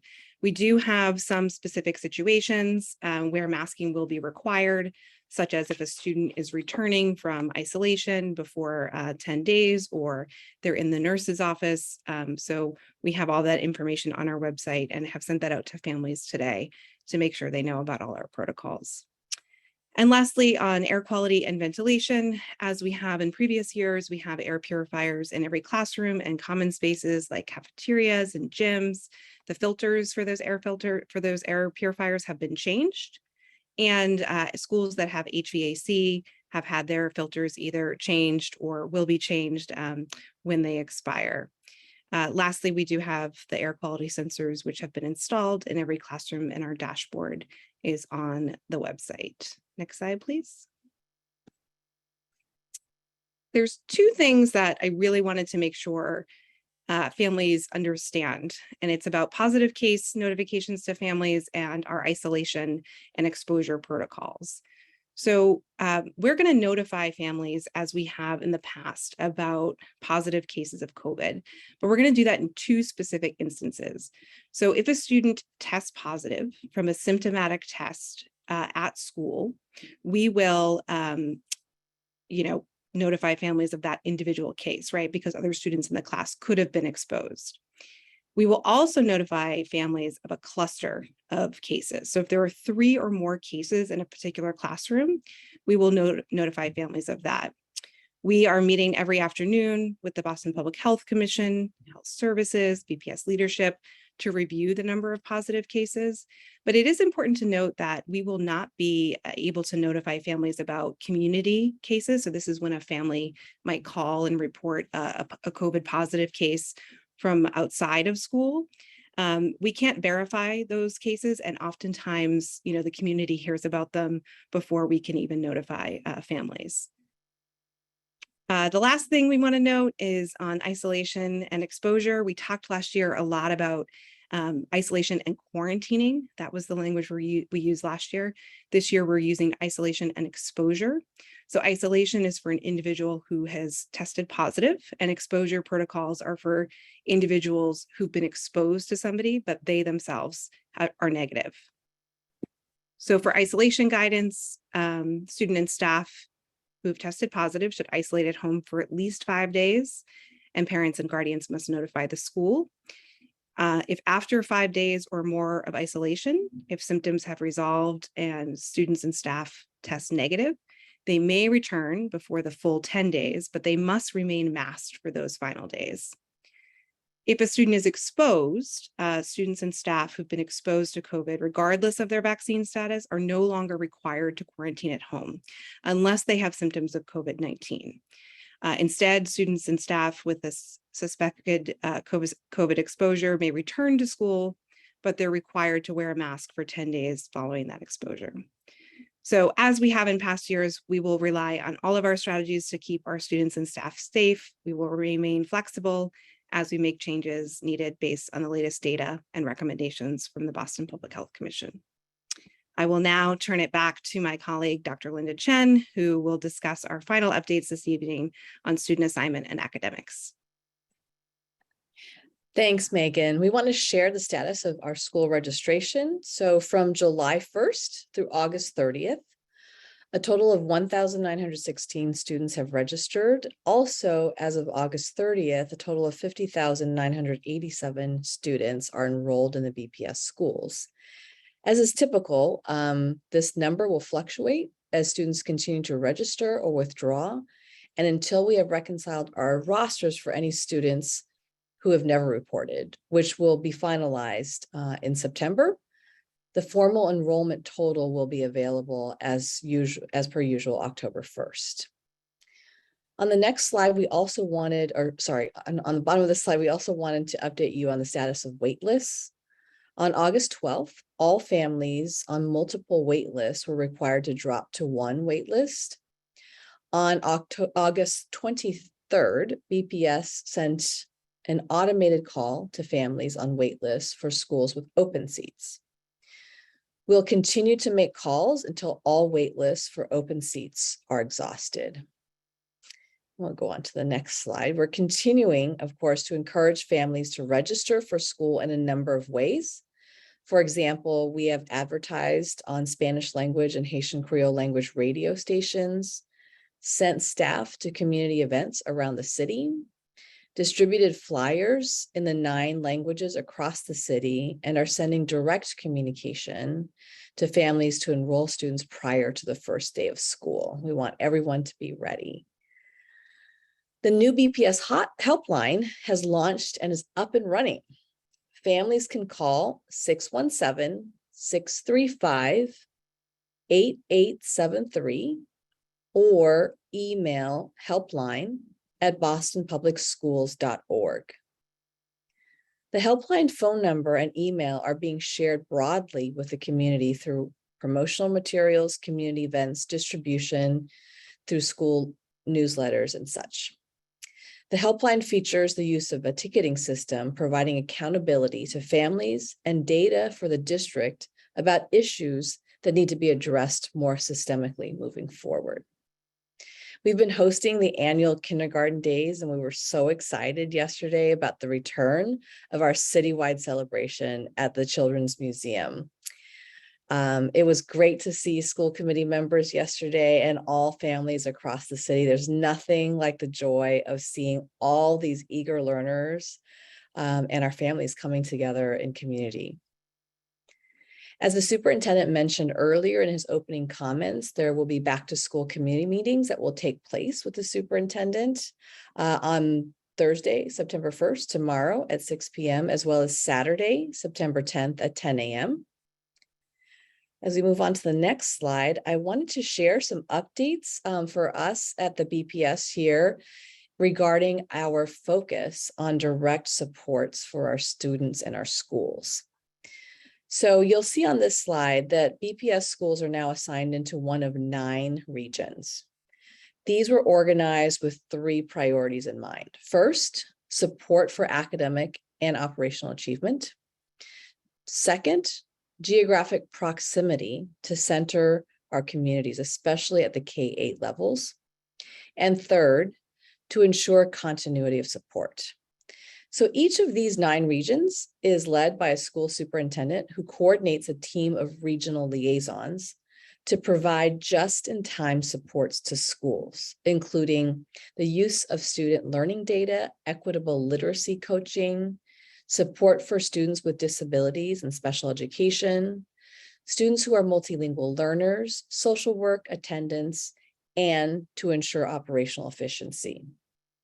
The goal for this structure is to expedite schools' understanding of the learning needs of their students and adjust instructional practices to have an immediate impact on student learning. These teams will collaboratively support, remove barriers, and build capacity to ensure school leaders and their teams are able to consistently center the needs of our historically marginalized and underserved students, multilingual learners, and students with disabilities. Again, for your reference, these roles are represented in the graphics on this slide. As we move to the next slide, as we begin the school year, I would also like to highlight a few additional areas of focus in terms of student learning. At the school-wide level, each BPS school is in the process of finalizing their strategic plan for instruction, called a school quality plan, a quality school plan, excuse me, with an explicit focus on equitable literacy. Equitable literacy is our district-wide academic priority that the superintendent mentioned earlier. The focus is on ensuring every student has access and attainment to building strong skills in reading and writing to support their learning in all subject areas by centering their identities and lived experiences through engagement with grade level texts across subject areas. We are also partnering with Boston University in the development of a secondary level critical disciplinary literacy module that will be available for all schools later this fall. To support our equitable literacy work, coaches will be available to all schools to assist with expanding equitable literacy practices in every classroom. Reading interventionalists will provide support for 12 high-needs schools, informed by our assessment data and our educators' knowledge of our students. And we have reshaped our partnership with City Year this year to have core members focus on supporting our equitable literacy work across 8 school communities, excuse me. We'll go to our last and final slide on a few more important updates for this year. Our Office of Multilingual and Multicultural Education has opened a language assessment center in East Boston to support English language proficiency testing impacted by the Orange Line closure, and will open another site on Fridays in Roslindale starting September 2nd. In partnership with the Boston Teachers Union, we will be working intensely with 20 to 25 schools this year to deepen their school-wide inclusive practices. In service of our students with disabilities and our multilingual learners, we have increased support through the regional support model to improve school-level compliance and provide special education and multilingual instructional support to our network of schools. Also, the Office of Special Education has recently updated the Comprehensive Policy and Procedural Manual, which provides instruction and guidance on best practices for special education compliance and instruction, with the goal of improving both across the district during the school year. That concludes our presentation for this evening. We are happy to answer any questions that you might have. Thank you. Thank you, and thank you all for your incredible work. So it's just Dr. Alkins and I. So Dr. Alkins, I'll give you the first opportunity for questions. I guess I don't need to raise my hand. No. So I think this is beneficial. I have a few questions. I guess this is beneficial to go back to the beginning of the presentation. So one question I have is, particularly with the staffing, the two slides on staffing, so 3 and 4. Could you give a little bit more insight as to what these vacancies, what they might be due to, and just how we're strategizing around that, particularly, with teachers for STEM courses, but also sort of the disparity that we're seeing for bus monitor positions. I thought I had heard alluded to basically contract concerns, but if you could provide a little bit more insight into that. Yeah, I'm going to break those up into 2 separate questions because they have distinct answers, if that's okay. And so I'll ask our Chief of Human Capital, Ray Catchings, if she could take the first question around staffing vacancies, particularly teacher roles, and then ask Del Stanislaus to take the second question around bus monitors. Sure. So I'll take the first question. Our teacher vacancies are a combination of many, sort of a perfect storm, if you will, right? So we're in this space where there's been a tremendous shift in the workforce, right? That's happening across the country in this sector of employment, as well as other sectors too, but particularly with teaching. And then when we drill down to science and some of the other specialties as well, that also have lucrative private sector careers, it's very hard for public sector roles to sort of entice those folks to come and do this very deep work with us. The second piece is that we've added over 600 positions to the district through ESSER funding for the purposes of academic recovery. And then, of course, just the natural churn that always happens through sort of leaves of absences and all of those things. So like I said, it's just kind of a perfect storm right now, and why we have the number of vacancies we had. But I would add that even with having added 660 additional positions over last year, we are actually ahead of pace of trying to fill those jobs. So it is, we have the shortage, but we've done an amazing job at actually filling those gaps with our recruitment efforts and our partnerships with the faith-based partners across the city, our partnerships with universities, our pipeline programs.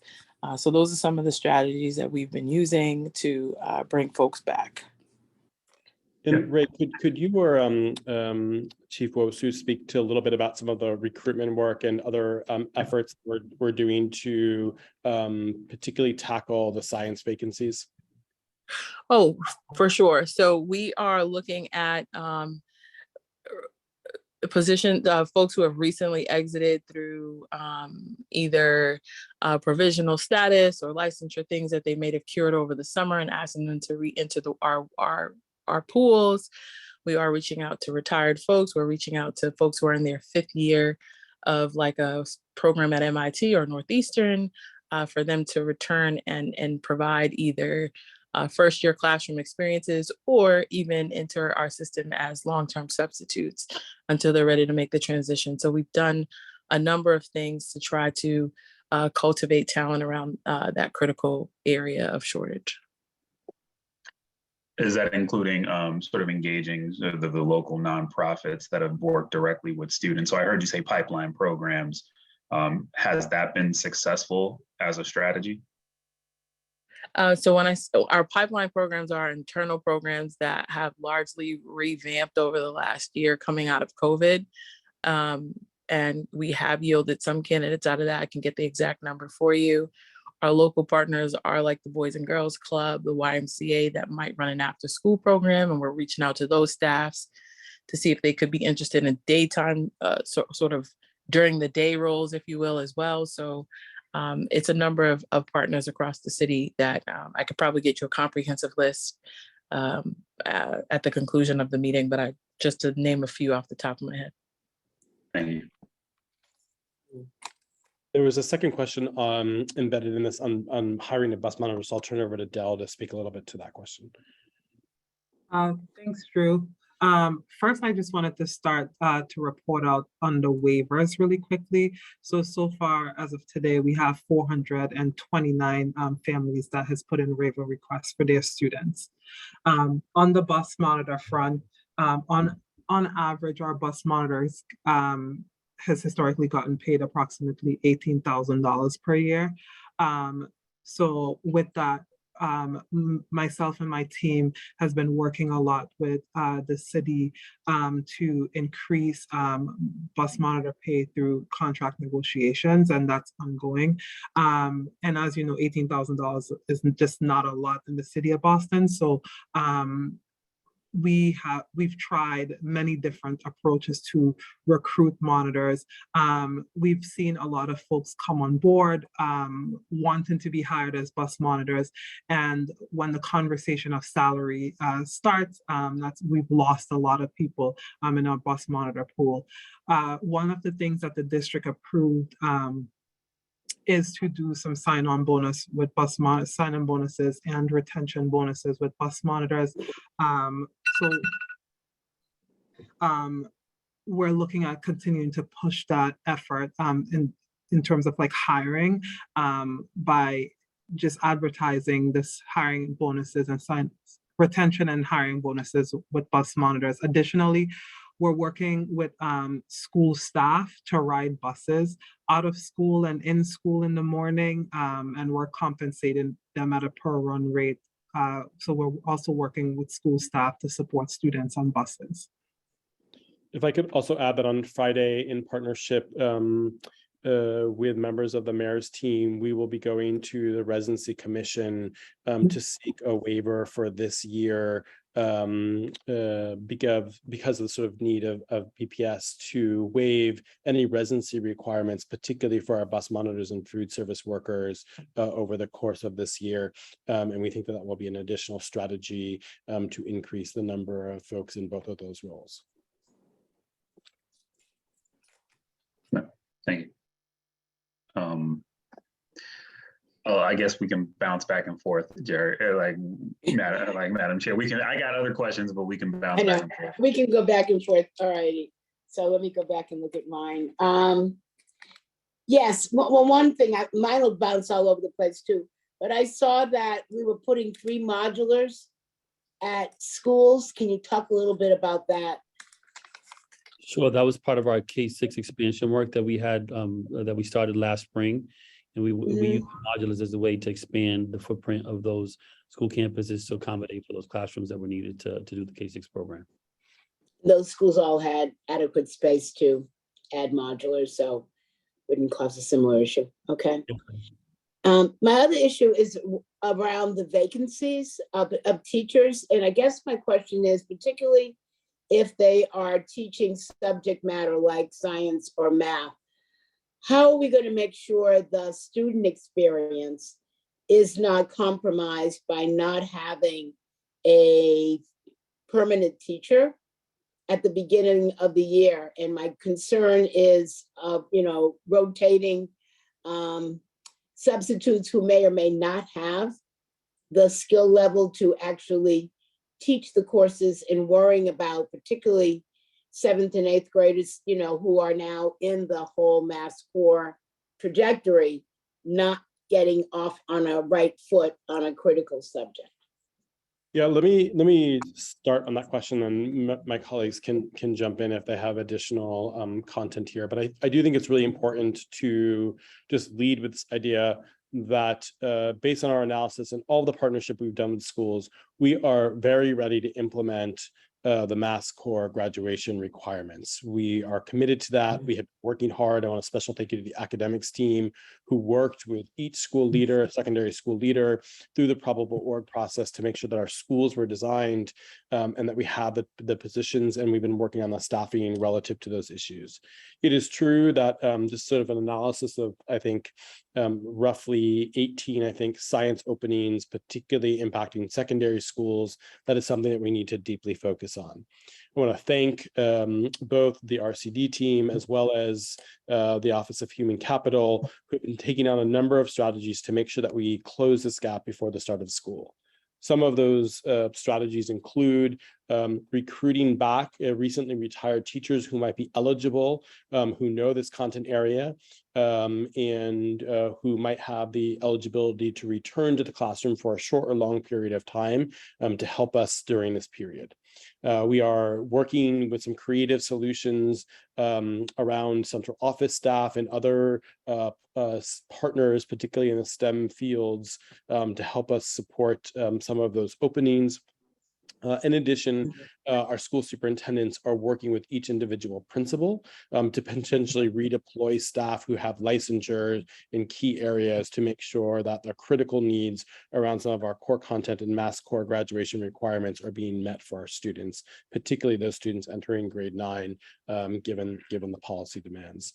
I do feel like there are going to be some challenges for sure, but overall, sort of our analysis of the sort of openings, and given the number of positions that the new positions that were added as part of the FY23 budget, I think we're remarkably well prepared. I don't know if Dr. Chen or anyone else has some additional content there, but it is the science areas that we're sort of been watching. And I see Chief Wozu just put her camera on, so I'll turn it over to her. So I think in addition to what Superintendent Eckelson has expressed, Chair, in terms of your question around the science areas, we do have materials that the curriculum office, our academics office, has around pacing guides and curriculum guides that are easily available for educators, including our substitutes. And we also have content coaching in all of our disciplines. So we have folks who can come and support, whether it's substitutes or newly hired teachers. As you've heard Dr. Eckelson mention, we are still very much aggressively recruiting teachers. So we really appreciate that question, because that is something that we want to make sure that in all the core content areas, especially for Mass Core implementation, that there's additional supports in place. Rochelle, did you want to add to that? I know you've been working specifically with Ray and others on this issue. Thank you. Linda actually just touched on that. So wherever we have highlighted or identified the possibility of a substitute going into the role, we do have science coaches and program directors that we will assign to support those substitutes, whether they're long-term subs or just day-to-day subs with that role. So that is something that we're thinking about and that we'll have a plan for in the areas where we may need substitutes. Great. I'll ask one more and then I'll turn it back over to you, Doctor. Do we have any idea right now of the number of families who have taken advantage of accessing the passes?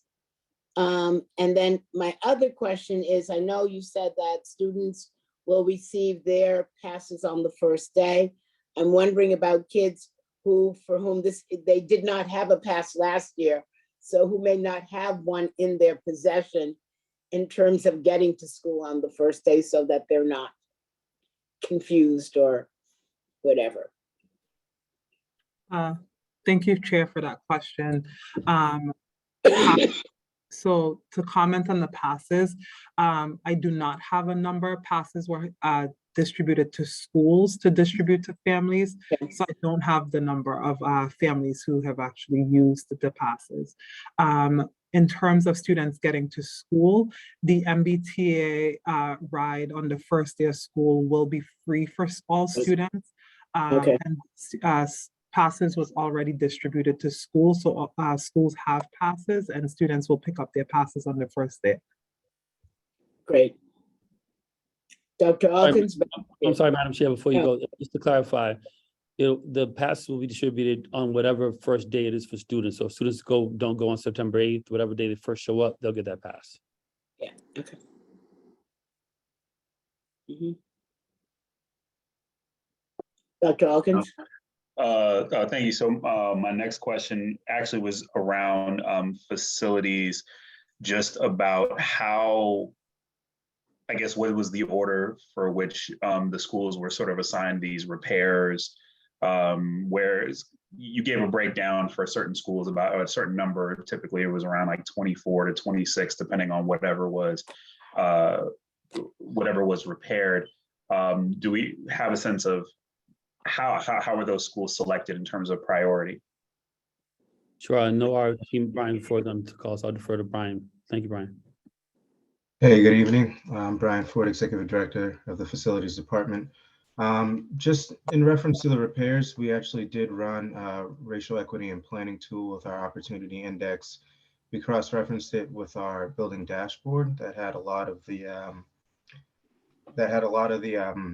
issues in there. And so we were able to run them by what needed painting and address the areas that needed it most in that same order for equitable distribution. And the same thing was run for our initiatives throughout the summer. And if I could just add to that, any major facilities repair that was like an emergency or health related issue, we would have to obviously address that out of that order. That's the only exception if it was a health or safety emergency. Other than that, we use the process that Ms. before described. Thank you. Thank you for that. My next question is around sort of the conversations between Boston Public Health Commission and the schools regarding COVID-19 planning. Has there been any conversation about sort of what I think we heard like in the public comments today about even opening with a masked policy or a mandatory mask policy? Or has there been any even conversation around monkeypox transmission, for example, or anything like that? So if you could provide any updates there, that'd be helpful. Sure, I'm happy to jump in there. Thank you, Dr. Alkins. So short answer, yes. We have taken into consideration in partnership with the Boston Public Health Commission, a variety of options for what not only masking, but, testing, all of our protocols can look like this year. I think it's important that we have the ability to ramp up when needed. And so that's why we do have a 3-month supply of masks at every single school. We have multiple, supplies of weeks and months of supplies of testing at every single school. And we're giving those testing kits out. So it is this layered approach that the Boston Public Health Commission has recommended at this time. And because we are in a low transmission stage right now, the Boston Public Health Commission felt it was fine to advise that, masks are not required, but recommended. I will tell you that if I'm going to school, I'll be wearing a mask, and I'm sure that there will be lots of other folks that will be. We want to make sure our schools are friendly and welcoming places, and students feel comfortable and staff feels comfortable wearing masks. But it is right now an individual choice. And I'll just add on the second question relative to monkeypox. We've had multiple meetings with the Boston Public Health Commission on monkeypox, speaking both about sort of policy and support for students and families. And they have been meeting regularly with Dr. Lobo-Lopes and her team on this issue. And we actually have on our website where all the COVID-19 protocols are. We put a section specific to questions that families might have around monkeypox, and linked to the city website where all of the recommendations and other things that families might need to know. And I think I said in our presentation, we meet every single day to look at COVID cases. I'm sure, the monkeypox will be incorporated into it as well. We'll also be tracking influenza and other infectious spreads in any schools, just as a precaution as well. Yeah, thank you. And I would say one of my last questions is related to sort of the equitable literacy coaches and interventionists. For one, I mean, if we're seeing staffing shortages across paraprofessionals, but also teacher vacancies. Has equitable literacy coaches, has that seen the same trend, or do we feel fully staffed in order to provide support to all schools in that regard? Dr. Chen, do you want to take that, or I know Dr. Landry is also on the call, could weigh in on just the sort of specific staffing of equitable literacy coaches? I think Dr. Landry is on. I'd be happy to weigh in. Thank you so much. Thank you for that question. We, like every department, we have had some struggles with hiring, but we're very excited that each of our regions will be staffed with an equitable literacy coach. And in the future, we would like to get to more than that, but we'll start with one. And we feel very, very strongly about the quality of everyone coming into those roles. As well, with our interventionists, we do have one per region right now. But the other piece that I would like to add is that as a companion to that intervention support, we're also working with every school to get at least one educator trained in Orton Gillingham, which is a very intensive reading intervention aligned with our equitable literacy work. We've had a shortage of people trained, and so we're growing our own in that way too.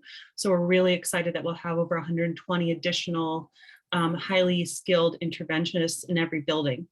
Some are working in intervention roles right now. Others are classroom teachers, inclusion teachers, and in different roles in the building, but they'll still be able to share that expertise with their colleagues and with their students to help where there are those especially intensive supports needed. Thank you. Sure. Okay, so I have two final questions.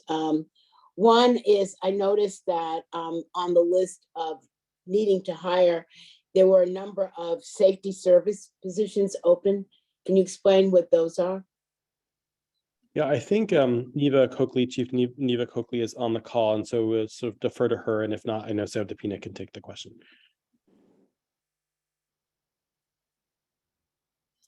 I'm here. Good evening. Can you hear me? Good evening all again. Yes, that's a result of, I think I've presented a couple of times last year, Chairwoman, on the reform bill. As a result, we lost a significant amount of safety services specialists, but we've been diligently interviewing throughout the summer. We've interviewed in excess of 35 individuals. Again, the salary has been an issue as discussed in some other departments, but we're working on onboarding at least about 10 to 11 individuals, hopefully by the first month of school. So we've been outreaching to, again, as the other departments have discussed, to our nonprofit organizations, to other law enforcement agencies. We've received candidates from some retired positions, from corrections, from other just departments with experience in law enforcement that really just had a desire to work with young people, and also were excited about our transitional model. So we're really excited, coupled with the training in the restorative justice practices and the code of conduct, that's attracting a significant amount of candidates. As a result, we did lose a number of candidates just through retirement requirements, also due to the Farm Bill. Great. And Ms. Early, you wanted to add to that question?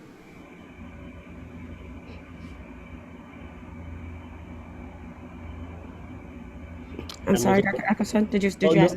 I was just asking if Sam wanted to add anything to that question. No, she covered it. Thank you. Great, thanks. Okay. You know, just listening to all of these updates, you know, I understand the enormous number of moving parts that are ongoing every day, everywhere. My question is, how are individual schools doing their own data tracking on these issues, both for their own edification, but also to keep families informed of what is or isn't happening or when things are available? Because, you know, I'm sure it's hard to sift through all of these things to figure out, well, where is my school, you know, in all of this? So I'm wondering, what are the schools themselves doing? I can speak a little bit to that, and then I could defer to other colleagues. Just to let folks know, our school reopening planning started on May 2nd, and I have that date carved in my head for a very intentional reason. We started planning on May 2nd because we wanted to get way ahead of the summer months and way ahead of this time of year, so we have more time to plan and prepare.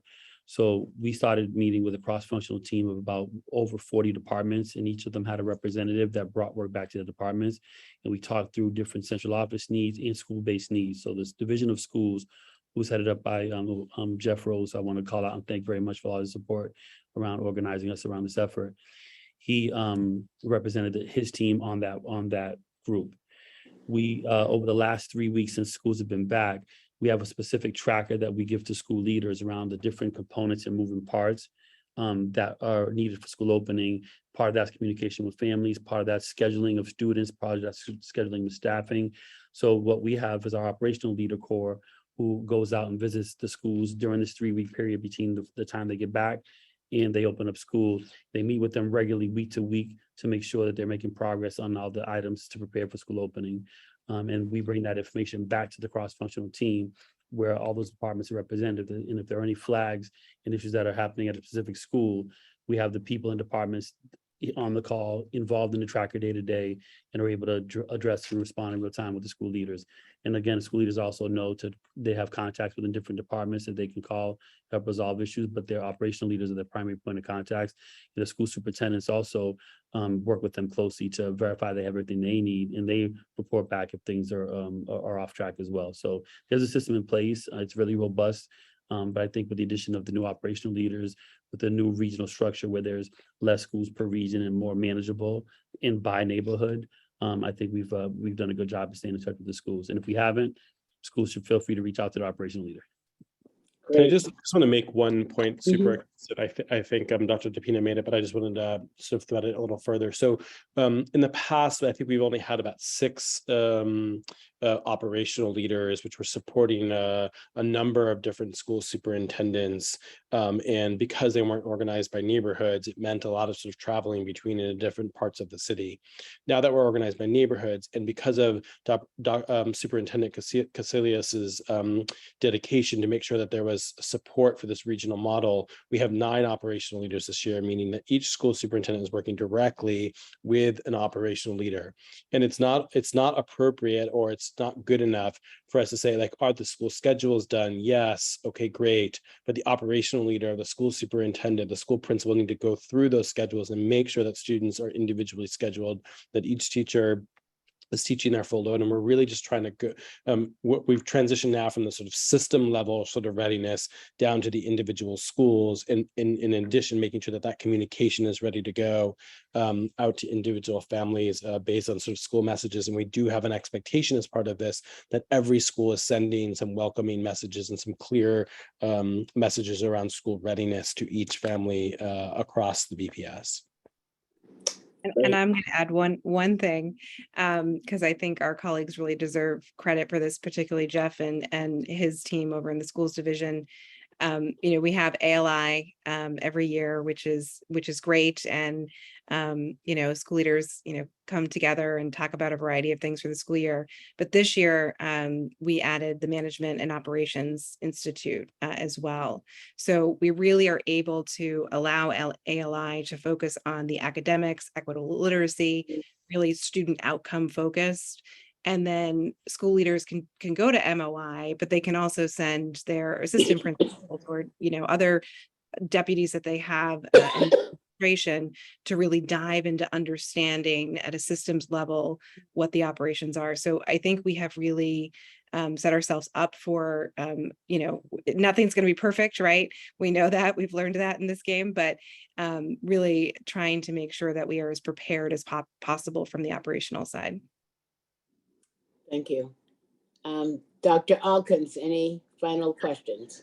Yeah, actually, it's revisiting that conversation about the teacher vacancies. We had talked about particularly vacancies where discipline seemed to be focused in STEM. Do we have a sense of what those vacancies look like with respect to multilingual educators, as well as educators for special education, particularly given the milestones that we've proposed to meet per the systemic improvement plan? Yeah, I'll take the first stab at this, and then Chief Catchings, if you want to just feel free to add anything to this. So one, we have been disaggregating this data by a whole set of different variables, including licensure areas and the areas of that classroom. And so we're really looking at special education licensure and special education roles, ESL roles, as well as sort of individual content areas, elementary to secondary contents, as we're sort of moving forward, and really have come to the conclusion based on our analysis that the sort of biggest gap is particularly in the area of secondary science that we've been working on. But we've also been disaggregating this by individual schools. And so which schools are carrying a larger number of the vacancies, and how are we deploying both OHC and school superintendent supports to work with those principals to ensure that they have hiring committees and they're making decisions on those vacancies. And we're really paying close attention, particularly to schools that might serve a greater number of multilingual learners, a greater number of multilingual learners with disabilities and students with disabilities. So we're looking at all of that information collectively and really trying to deploy our resources as aggressively as possible to make sure that our students have what they need. Everything that I see in this data suggests to me that we are going to be able to deliver on the expectations outlined in the systemic improvement plan for our students and in the Department of Justice relative to our multilingual learners and our multilingual learners with disabilities. I think we are going to have a strong, even with the transportation issues before us, we are going to have a very strong on-time school performance on day one. That's my guess based on everything that I see in the data and the really creative things that Dell and her team have done to get more drivers on the road, more buses, and to create operational efficiencies by reducing the number of routes so that we have more drivers on standby to help us for this specific moment. I'm also convinced, based on my historical sort of knowledge of where we've been relative to staffing patterns in this critical moment, that we are going to be acutely well prepared to demonstrate to the Department of Justice and to the Department of Elementary and Secondary Education that we are improving our system to ensure that our students are getting increased access to higher quality instruction as we're moving forward. It is not going to be perfect. We have a long way to go as a system, as this DESE report really clearly articulates, but I'm really proud of where we are in this specific moment and feel like we're quite ready to meet the needs, particularly of students we have not historically served as well as we need to in the system. Thank you for that. Yeah. Thank you. Okay, last chance. Any other question before we go? Now, I have many more. I'm not going to ask them now because I know you all are working so hard on so many things. Again, thank you to all of you here and all of your teams behind the scenes, which I know are working every moment to make this the best school opening that we possibly can. So looking forward, wishing everyone a wonderful Labor Day weekend. Know you all will be working over it, but anyway, wishing you a good weekend and a great opening first day of school.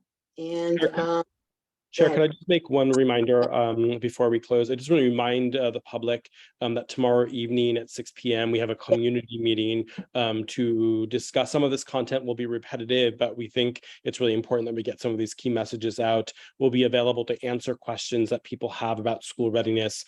I also have an event at 7 p.m. for all the Menino scholars at Boston University, so I'll be doing both events at the same time, but the team will be here and be prepared to answer questions. Just want to really encourage folks to attend and to get their questions out there, and we will do our best to answer them in real time. Great.